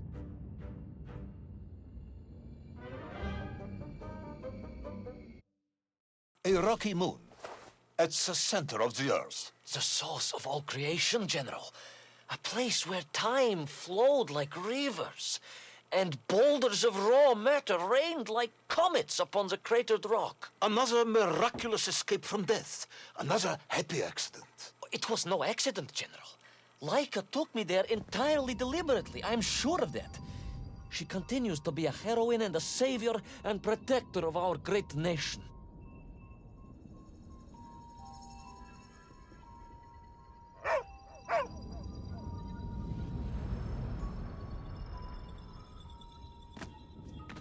Laika died in orbit. No, General, she did not. She's very much alive and happy, and currently living several miles below our feet. Laika is dead, Ivan. She most certainly is not, General. This is the real world, Tovarishch. A world where you did not go to the center of the Earth, and Laika died in orbit. In my world, General, Laika is still alive. A better world, some may argue. Very well. I will live in your world for a while longer, but time is running out. Ah, yes, time, General. I was just coming to that. There in the distance it stood, enveloped in a mighty time storm. The world clock, General. The beating heart of all history. The axis mundi, the pillar of the world. Not enough to conquer Russia by drilling back to the surface with his magical mind-controlling atomic radio set, then. No, General. You see, what if he could fuse little Orpheus directly with the world clock? Then his message would radiate with every tick and every tock. He would not simply be the Tsar. He would be the Tsar of all time, the eternal tyrant. The literal incarnation of everything our glorious revolution stood to overthrow.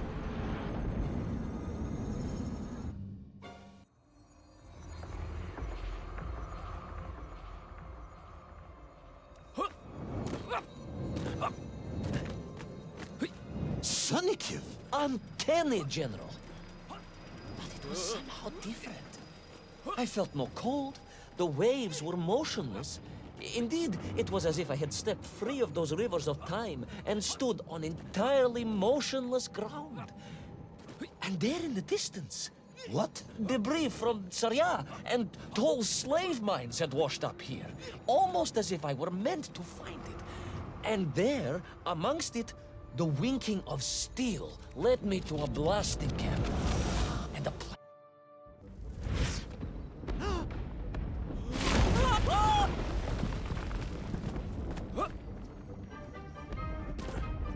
The terrain was ferocious. Explosive eruptions of fire and heat.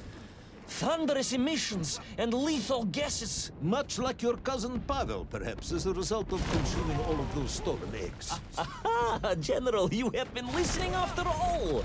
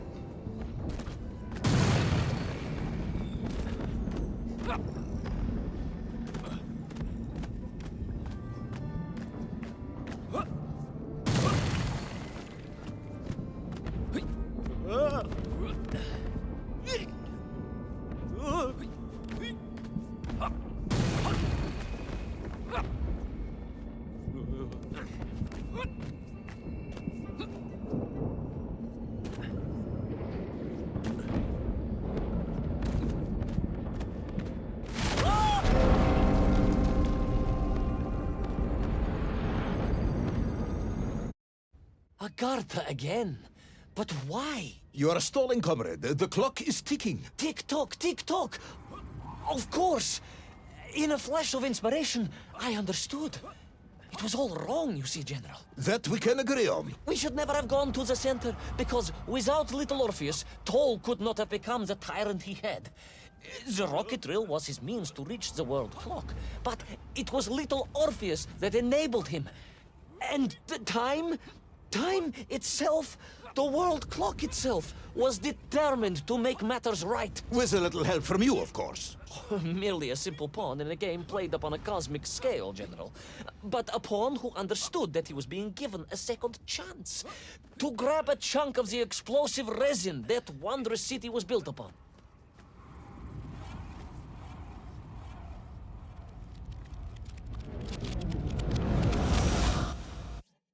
And I was back. The mighty river of time roared past me, carrying the weight of the whole of history with it. Even for you, this is a stretch. Our time is almost up. I have to submit my report within the hour. Time, General. Time was nearly up indeed. That ancient and magical river that carried me along was surely moving inevitably towards some kind of end.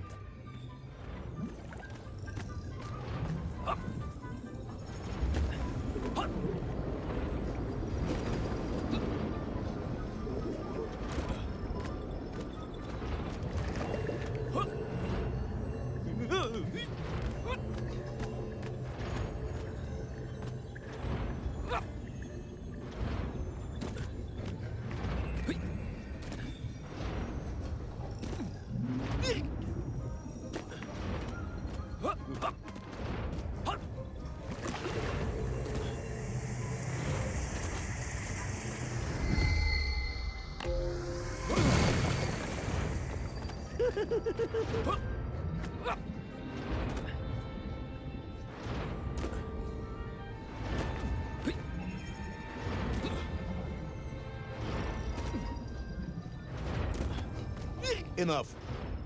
No more, Privalov. No more stories. No more lost worlds and space dogs. I'm full of it. It is nearly midnight, and you have not given me the adequate explanation for the whereabouts of little Orpheus and the atomic bomb. But, General, I am about to tell you what happened when I finally caught up with the villain Toll. I do not care, Tavarish. I simply do not care. You have worn me down, and it is time to call a halt to this. I bear you no malice, comrade. In many ways, I admire you, but time is running out. Yes, General, yes. Time. Because it was time itself that suddenly appeared to be on my side.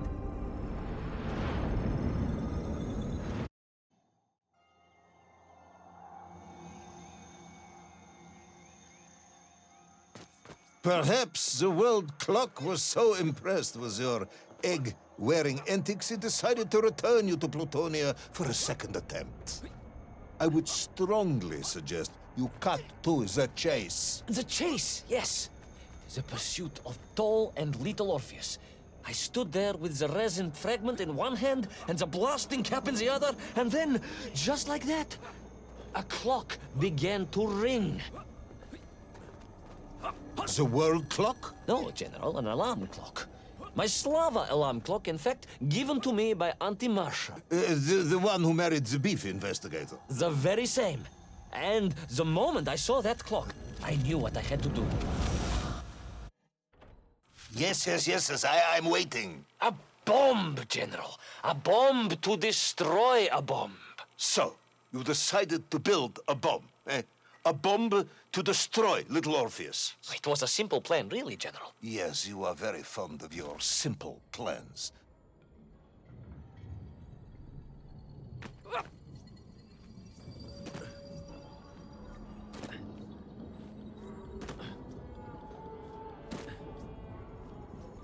It was the last time I was to see those poor enslaved men on my journey. As they scurried in agitation around the base of the rocket drill, now a dreadful weapon of war in the hands of a madman, I was reminded of my mother. Your mother looked like a Mienf?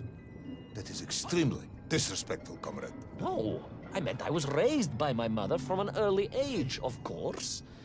My childhood memories of my father were all too brief. You are rambling, Comrade Privalov. Time is running out. Time will run out for us all, General, will it not? And it ran out for my father on the shores of Volga. Your father? Fought at Stalingrad? He did, General. So did I. Well, so you see, General. Perhaps we are just the same, you and I. Perhaps we are all just Menkf in the end.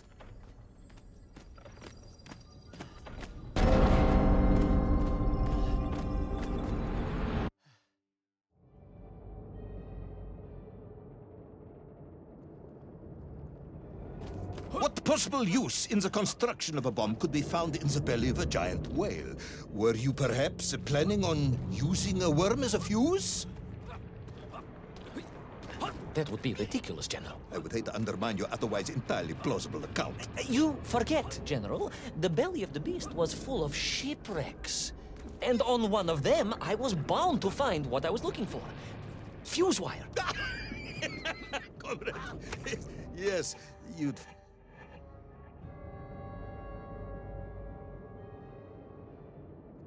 What possible use in the construction of a bomb could be found in the belly of a giant whale? Were you perhaps planning on using a worm as a fuse? That would be ridiculous, General. I would hate to undermine your otherwise entirely plausible account. You forget, General. The belly of the beast was full of shipwrecks. And on...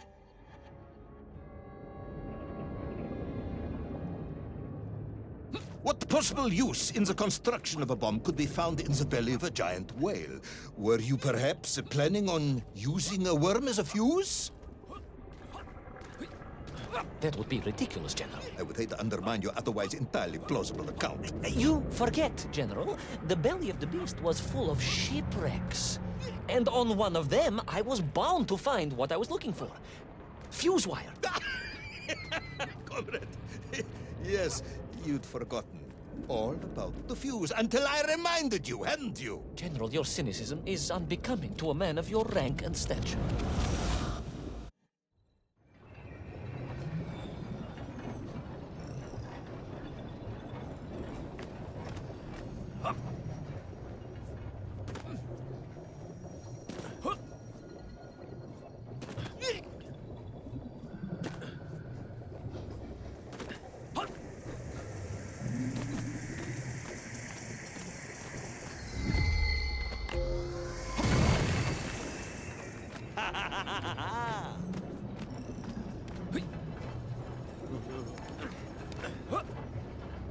The clock was now ticking, General. Literally.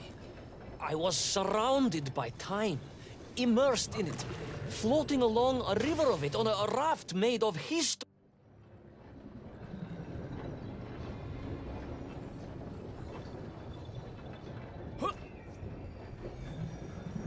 The clock was now ticking, General. Literally. I was surrounded by time, immersed in it, floating along a river of it on a raft made of history, seeking the next moment of opportunity to hurtle backwards amongst those lost worlds. I am a patient man, Tavarish. I lost 3 toes in the winter outside Sharkovskaya in 42. A drunken dentist removed 2 frostbitten toes and 1 perfectly healthy one. You may therefore consider me a man blessed with an uncommon level of endurance for discomfort. I hate visiting the dentist. My uncle Vanya was a dentist, and he was a deeply strange man, notwithstanding the love he felt for his pigs. Is...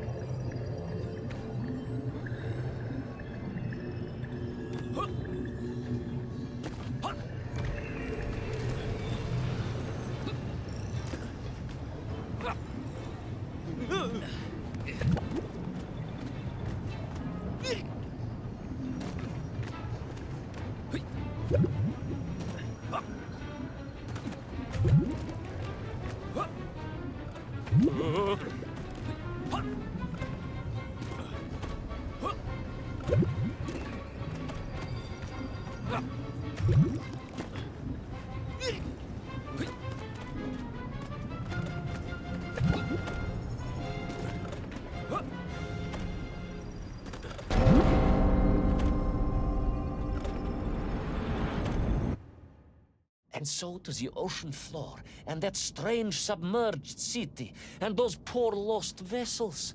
To find a shell case to hold all of my scavenged ingredients, the last piece I needed to construct my bomb. Ah, yes, I have been waiting for this. General? Time, Ivan Ivanovich. Whilst you have rambled on and on about it, I have simply bided mine. I am a patient man, as I have said. Yes, I don't feel I paid enough attention to the story about your toes. Do you have specially made shoes? Enough!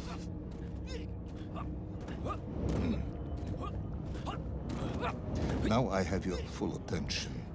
Indulge me, Tavarish. Explain to me how you made this bomb. General? Your bomb, comrade, that you so brilliantly constructed to destroy little Orpheus.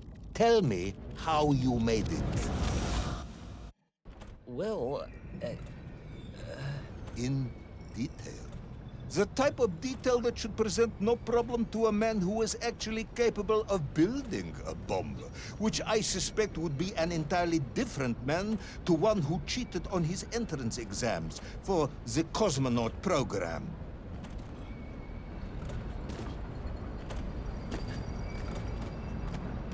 You are uncharacteristically silent, comrade. Cat, got your tongue? if I may, General, perhaps just a minute or two to gather my thoughts? There are precious few minutes left. We have reached our conclusion, I think. Yes. Yes, we have, General. I gazed up at the world clock and knew I had arrived at my destination. Whatever lay inside would see my journey end one way or another. But I had no idea of the marvels that awaited me. And The bomb, Ivan Ivanovich! Tell me how you built the bomb! it was a wonderful sight. The world... It is 2 minutes to midnight, Ivan. It is time to end this story.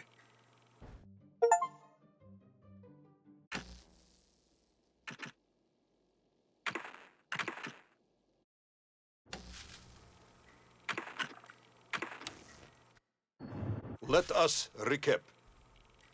3 years ago, you were sent to the center of the Earth as part of a top-secret mission to ensure the delivery of little Orpheus, an atomic-powered capsule. You promptly vanished until you casually wandered up to Molodiyozhnaya station 3 years later, claiming to have saved the world but lost little Orpheus in the process. Is this correct? Yes, General, it is, but... You are charged with many, many crimes against the state, including desertion, lying to a superior officer, and sedition. Any one of these charges bears the punishment of execution by firing squad. General, you must be reasonable. I did my best. It's all true, I swear. I swear upon the lives of my family. Oh, do you? Auntie Marcia and Uncle Vanya, the traveling tinker and the pig dentist, or perhaps Cousin Pavel, the criminal mastermind with the unhealthy taste for eggs. How stupid do you think I am, Comrade Devalov? Sudayu, it is all true. Maybe your toy maker, or was it watchmaker, father, who apparently taught you all he knew, despite being killed when you were less than 5 years old. I was a fast learner? You have precisely 1 minute to convince me not to summon the guards and have you shot on the spot. A minute? A lifetime. It's all I need, General.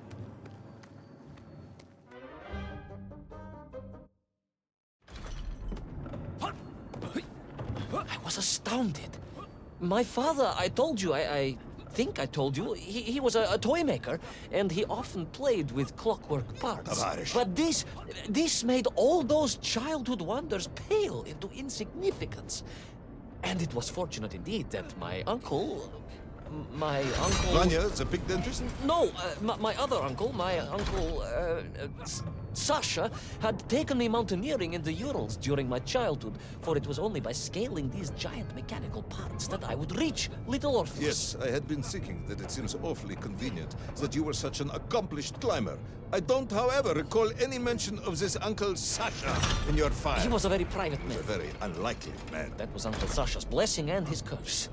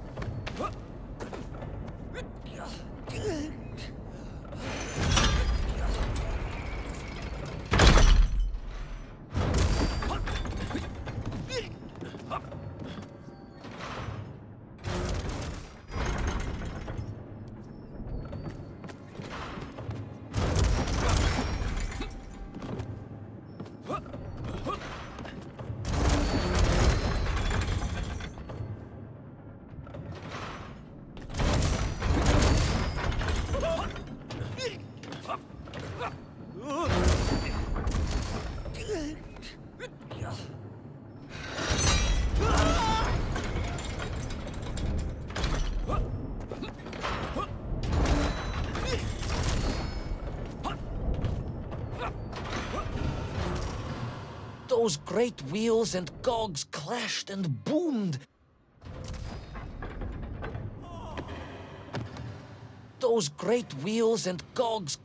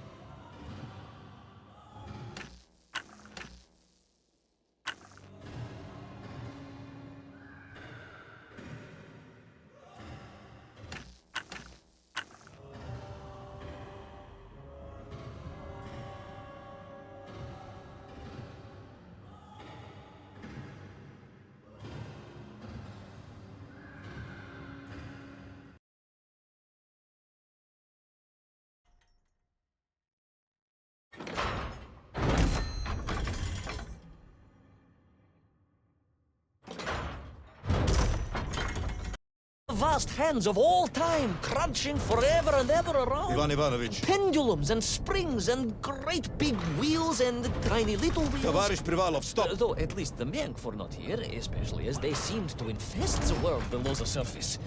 Mienk everywhere. Mienk. Many Mienk for plenty. Mienk. You are bambling. Comrade, enough.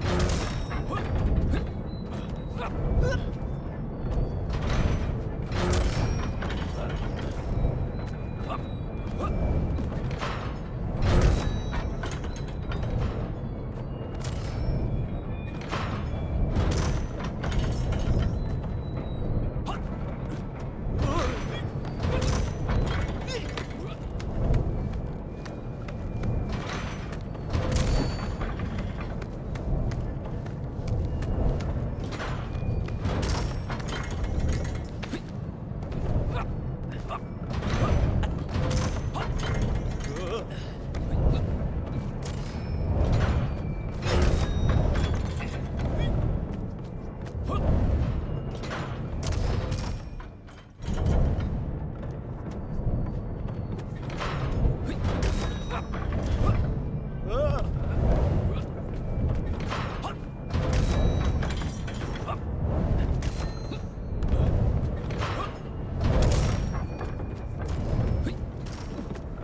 But where was Toll? Aha! High above. On the clock face, perhaps. With his radios and his crystals. Now, if I could just reach him, I could use the bomb. There is no bomb. You have no idea how to make a bomb. You have no idea about how to do anything one might actually expect of a cosmonaut. The bomb? Ivan Ivanovich! General? Time is up.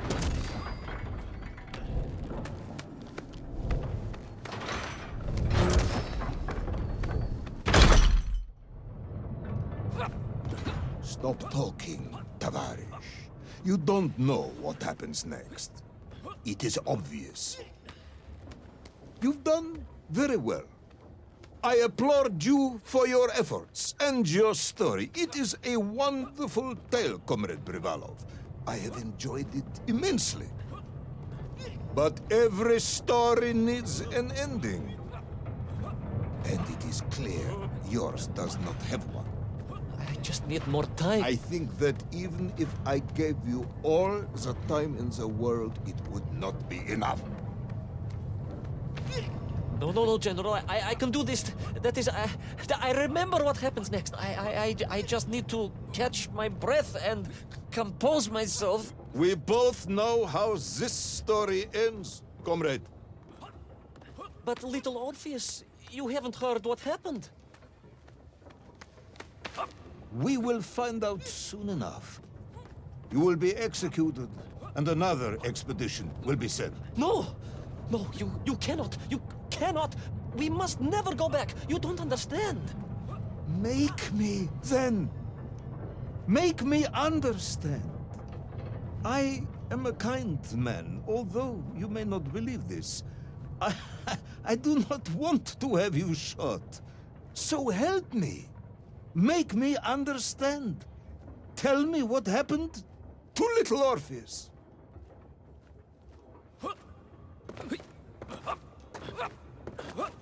It was... Ivan Ivanovich? It was...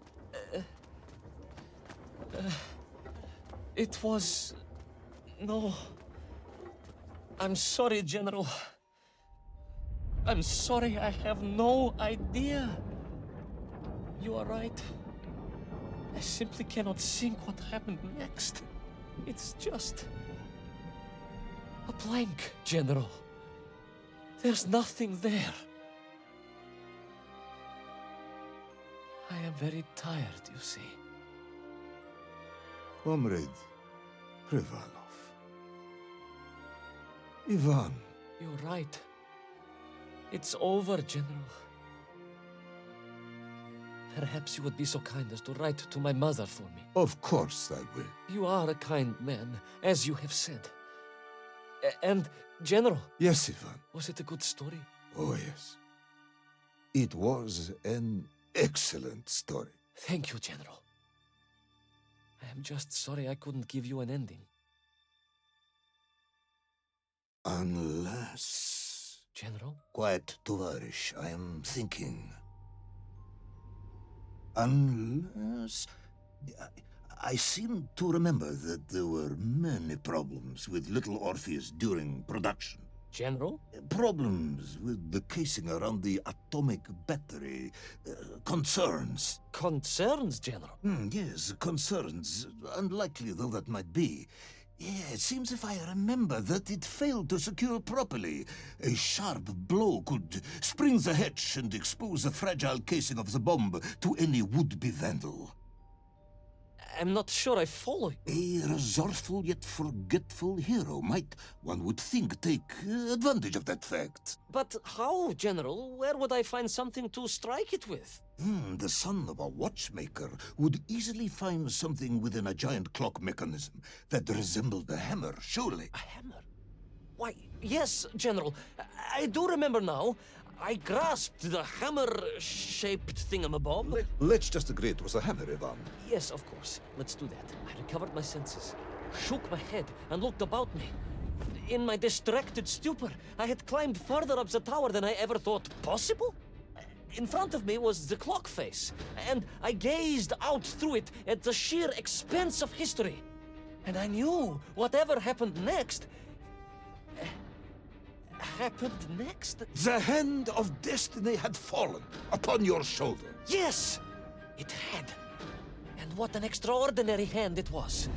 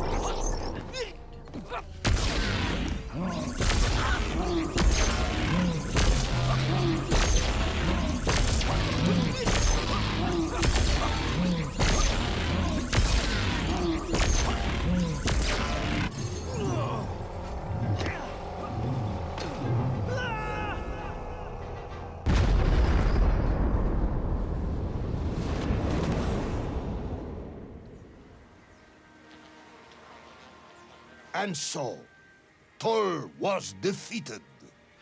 Little Orpheus destroyed, the bomb lost forever. Not just that, General. In that moment, time sprung back to its proper shape, and I found myself once more in Plutonia, the start of my journey. But the wound in the interior sky was gone. The drill was gone. It was as if I had never been here. And they were nymph, free and happy, without the tyranny of toll, free to pursue their simple lives. But we can never go back? Never, General. One drill, one metal sphere, one lone cosmonaut was nearly enough to destroy time and unleash the tyrant toll upon our world. Who would think an innocuous beeping radio housed in a ball of metal could change the world so dramatically? Who indeed? But tell me, what of you? And what of your return to the surface? I stayed amongst the Mienk for as long as I could. But I came to realize they had begun to worship me as a king. No, General. I am a good socialist and could not allow this workers' paradise to become corrupted. And so I left that wonderful land for the last time. And then? And then I walked. For 2 years I wandered, always looking for a way home, through lands and worlds almost beyond imagination. Until one day, I emerged, blinking into sunlight, and realized I was home. Until one day I emerged, just like that? You just found your way back to the surface? Well, General, it was a little more complicated than that. There were great obstacles to overcome and terrible challenges to face and incredible lands to explore. Enough, Ivan. Little Orpheus is lost forever. The interior is sealed. You have returned with a story of socialism, triumphing over incredible odds. It is, as I said, enough for one night. Enough for my report, at least. General, if I may... Comrade Ivan Ivanovich Privalov, you are found guilty of all charges brought against you and sentenced to execution by firing squad. However, having listened to your story, I believe you are quite mad. In other words, I find your madness guilty, not you. And we cannot execute madness. And indeed, there are lessons to be learned, even in the depths of this madness. Perhaps the Americans were right to send the chimp after all. So, General? Get out of my sight, Ivan. Go home. Enjoy a state pension as a madman. Just make sure I never see you again. Yes, General. Of course, General. Anything you say. I shall be small and quiet and live a life without excitement and... Out! Until one day I just emerged. Oh, very good, Tavarish. Very good indeed.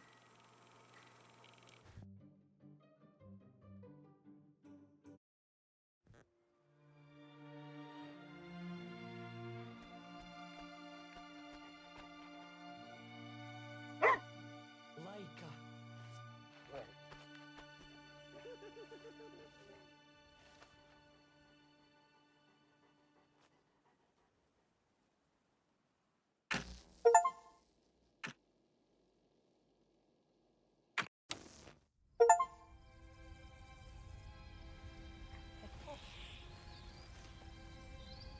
Who's the best space dog? Oh, где моя хорошая, хорошенькая моя, ты просто космическая. Eh? Who's the best hairy cosmonaut? It is indeed a lovely sunset, and it reminds me of the skies of Peru. I didn't? I never told you about the wonderful Sky City? Well, it was an extraordinary place, but one filled with dangers. Well, it might have been simple for you to cross it, but you were in a space capsule. I had to rely on my own 2 feet, my noshki. Feet which, I might add, had just crossed the interior, beaten the villain Toll, and helped inspire the Myank to a workers' revolution. Oh, that's all very easy for you to say, but your idea of civilized behavior is licking your own bottom in public. No. My adventures above the clouds were filled with untold dangers, death-defying escapes, and some really quite extraordinarily large Bielorybitsa. And it happened like this. Weeks had passed since I left Plutonia, and one evening, exhausted, I simply fell asleep at the foot of a strange windmill. And when I awoke, well, that thought didn't cross my mind. I was exhausted after all. This is besides the point, my nosy canine friend. What matters is this. When I awoke, the windmill and the ground around it had been carried high into the air. What magic was this? Что за магия? As unlikely, perhaps, as a suitcase-sized dog orbiting the center of the Earth for many years. Be quiet.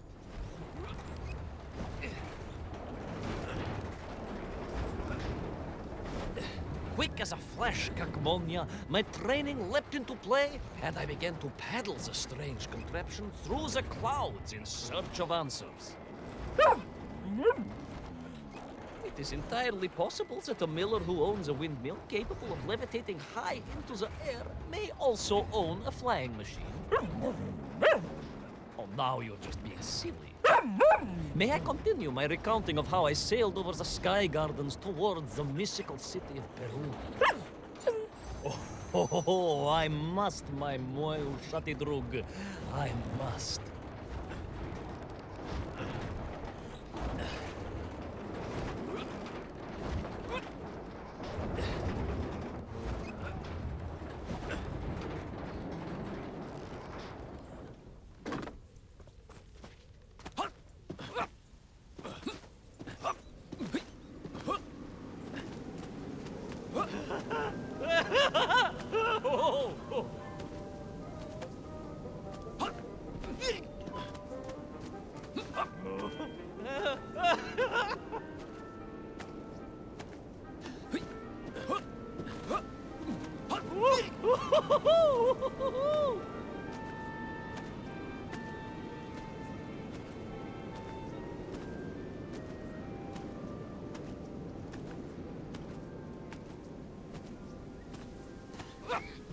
What powerful emanations! What mighty gusts!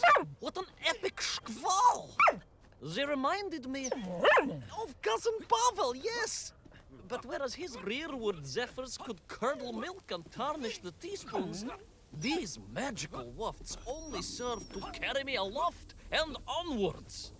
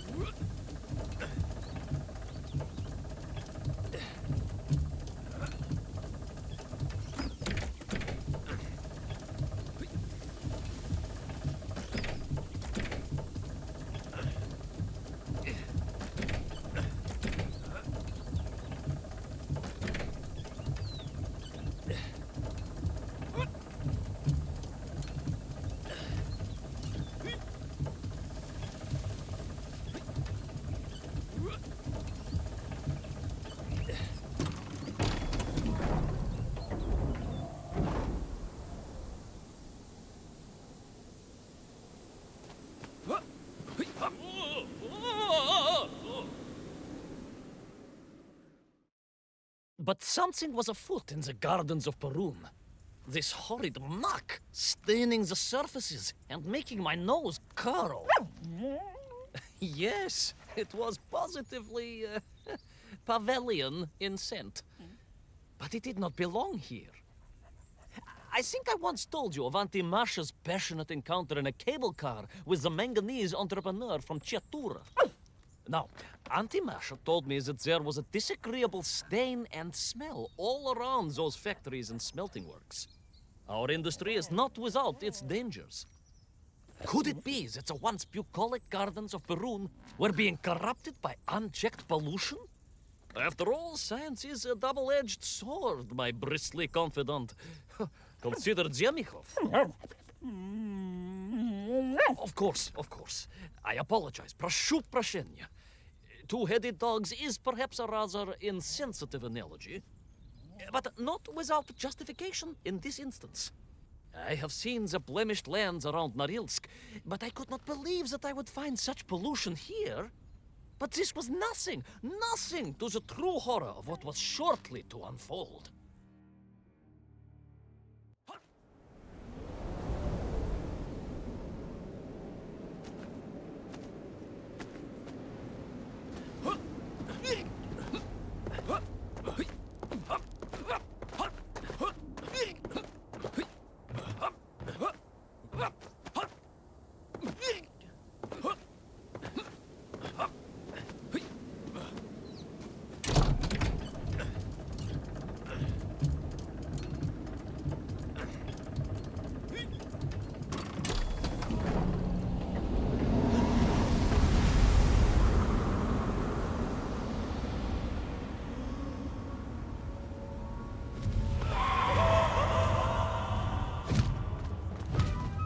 That terrible, straszная machina, spewing its poison into the air, had created monsters.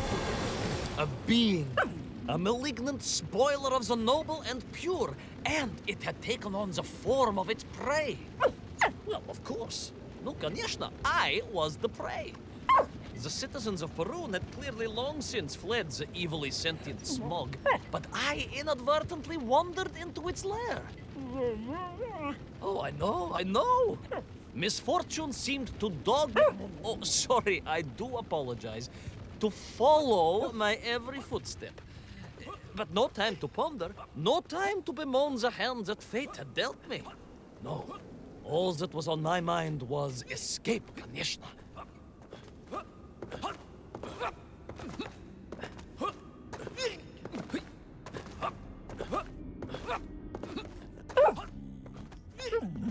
Yes, it was most interesting.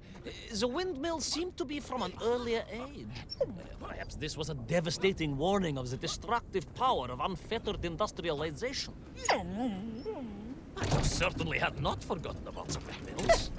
I did not get carried away. You are missing the point. Perhaps because you are only a small dog. Oh, a brilliant, brave, spacefaring dog, of course, but a small Sabashka nonetheless. If you perhaps listened more and interrupted less, I am just getting to the explanation of the windmills.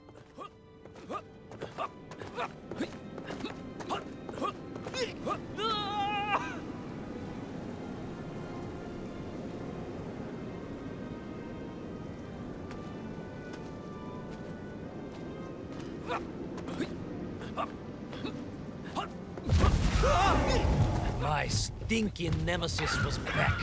But more interesting was the change in the city. The windmills were fading out, clearly obsoleted, mothballed, relics. Instead, a sense of an obsession with power was apparent. Vast engines, terrible machines, ever hungry and reliant on the rapid consumption of fuel, the production of toxic fumes and choking gases. Pride, my pushisti compadre. Pride, ambitia, ambition. The dark side of science. Zemekov's had too many. Don't be ridiculous, dog. Only a Durak with the intellectual capacity of a ringworm would think windmills are in any way harmful.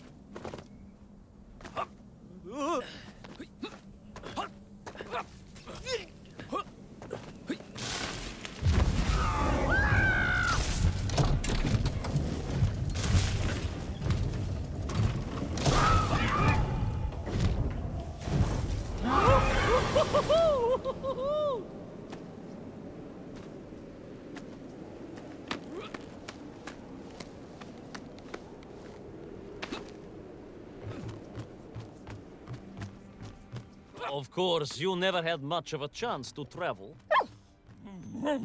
Sarcasm doesn't suit you. You don't have the tail for it. You do, at least, have a tail. Mind you, family gossip maintains that so did Uncle Rabliem, although it was apparently little more than a stub.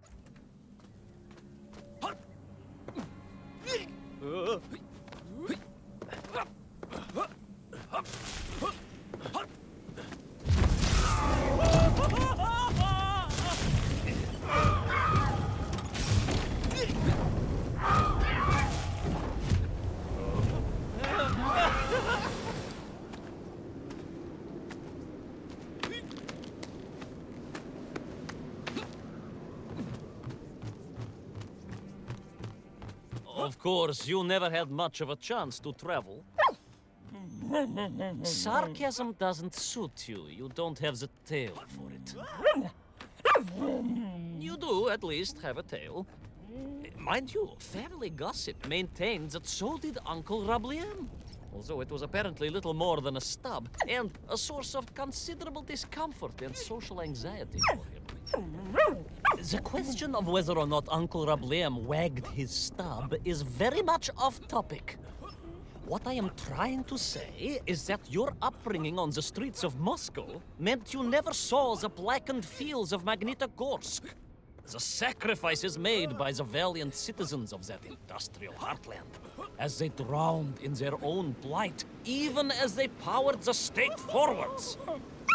I was reminded of Magnitogorsk as I wandered through those fields of pipes and foundries. And I wept for the loss of innocence that so often goes hand in hand with progress.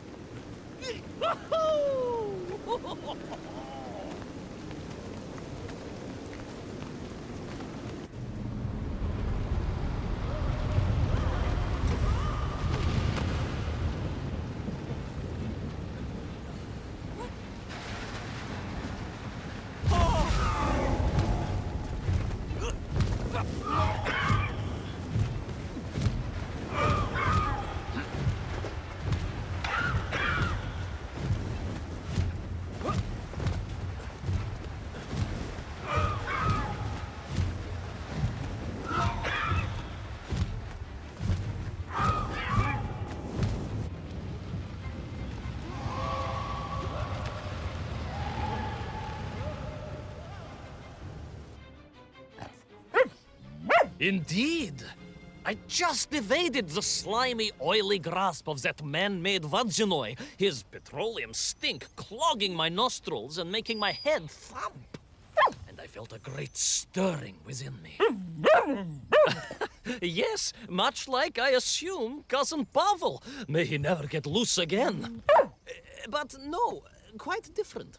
This was no volcanic upbubbling of gastric malintent. No, it was the roaring fires of justice once more ignited within me.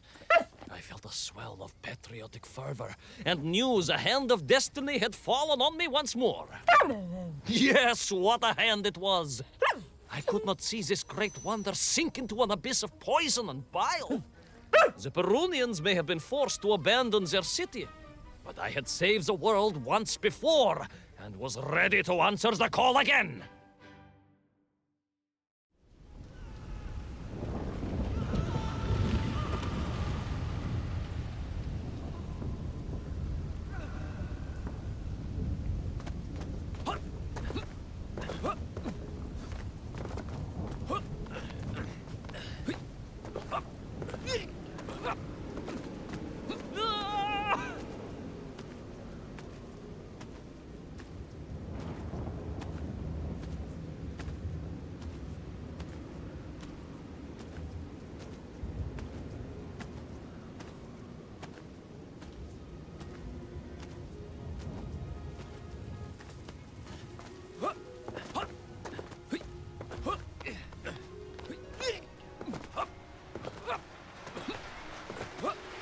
What strange metal Bielaribitsa clearly designed to swim through the air.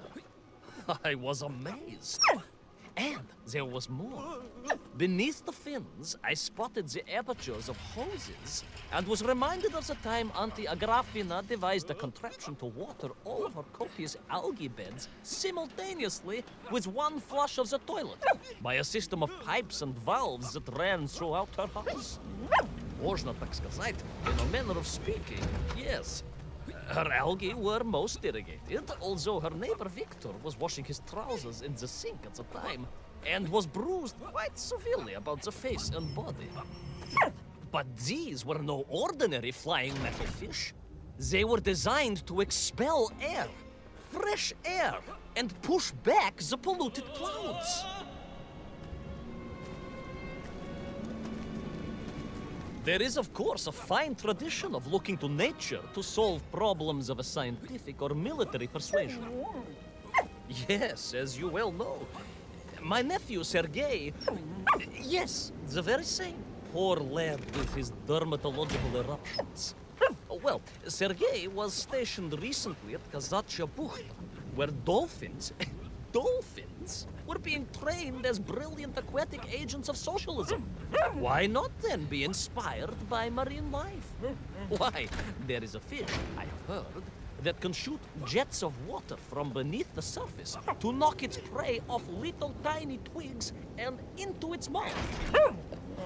If you were to tell the average mushroom sheriff that a dog would orbit the Earth, I suspect you would receive a similarly sneering response.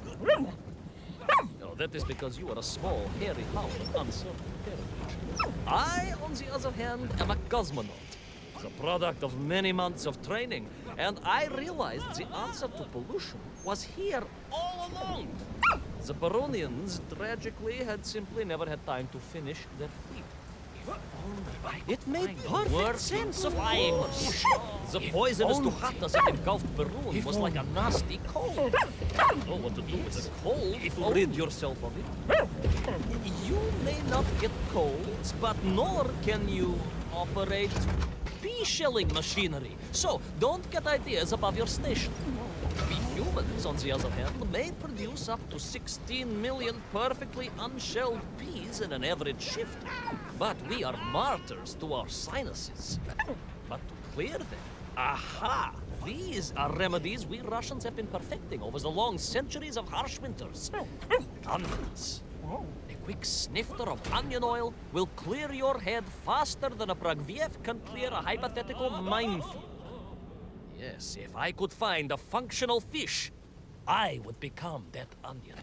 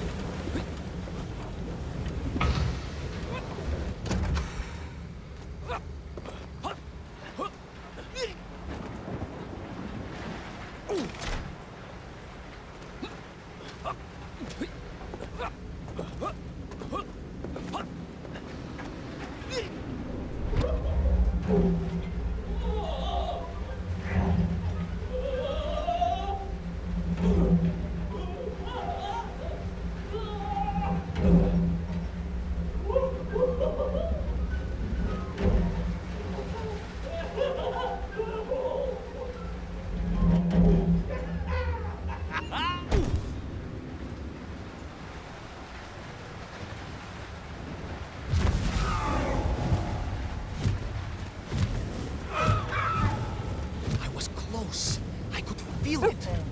Yes, yes, the working fish, the ribka.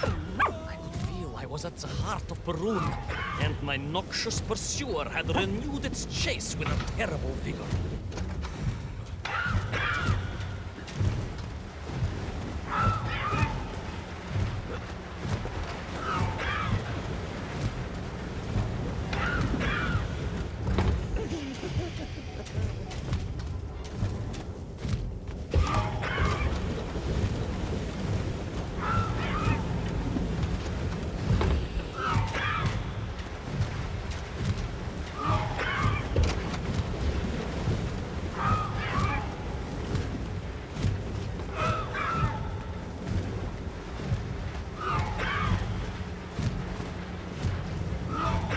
Not far now. I just had to keep going, keep pushing. It's almost as if you knew, Pavel. Uncanny. Double tilt.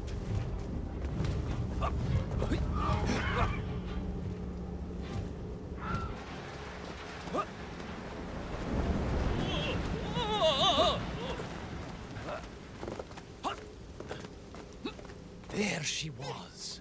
A beautiful sight. Her scales shimmering in the sunlight, her fins poised for action, her onion cannons primed for a great aerial conflict unseen in the annals of human endeavor. And you are just jealous it was a bigger flying machine than yours. No, my bilious pal. It was time for science to fight back. Yes, my hairy compatriot. Paechale!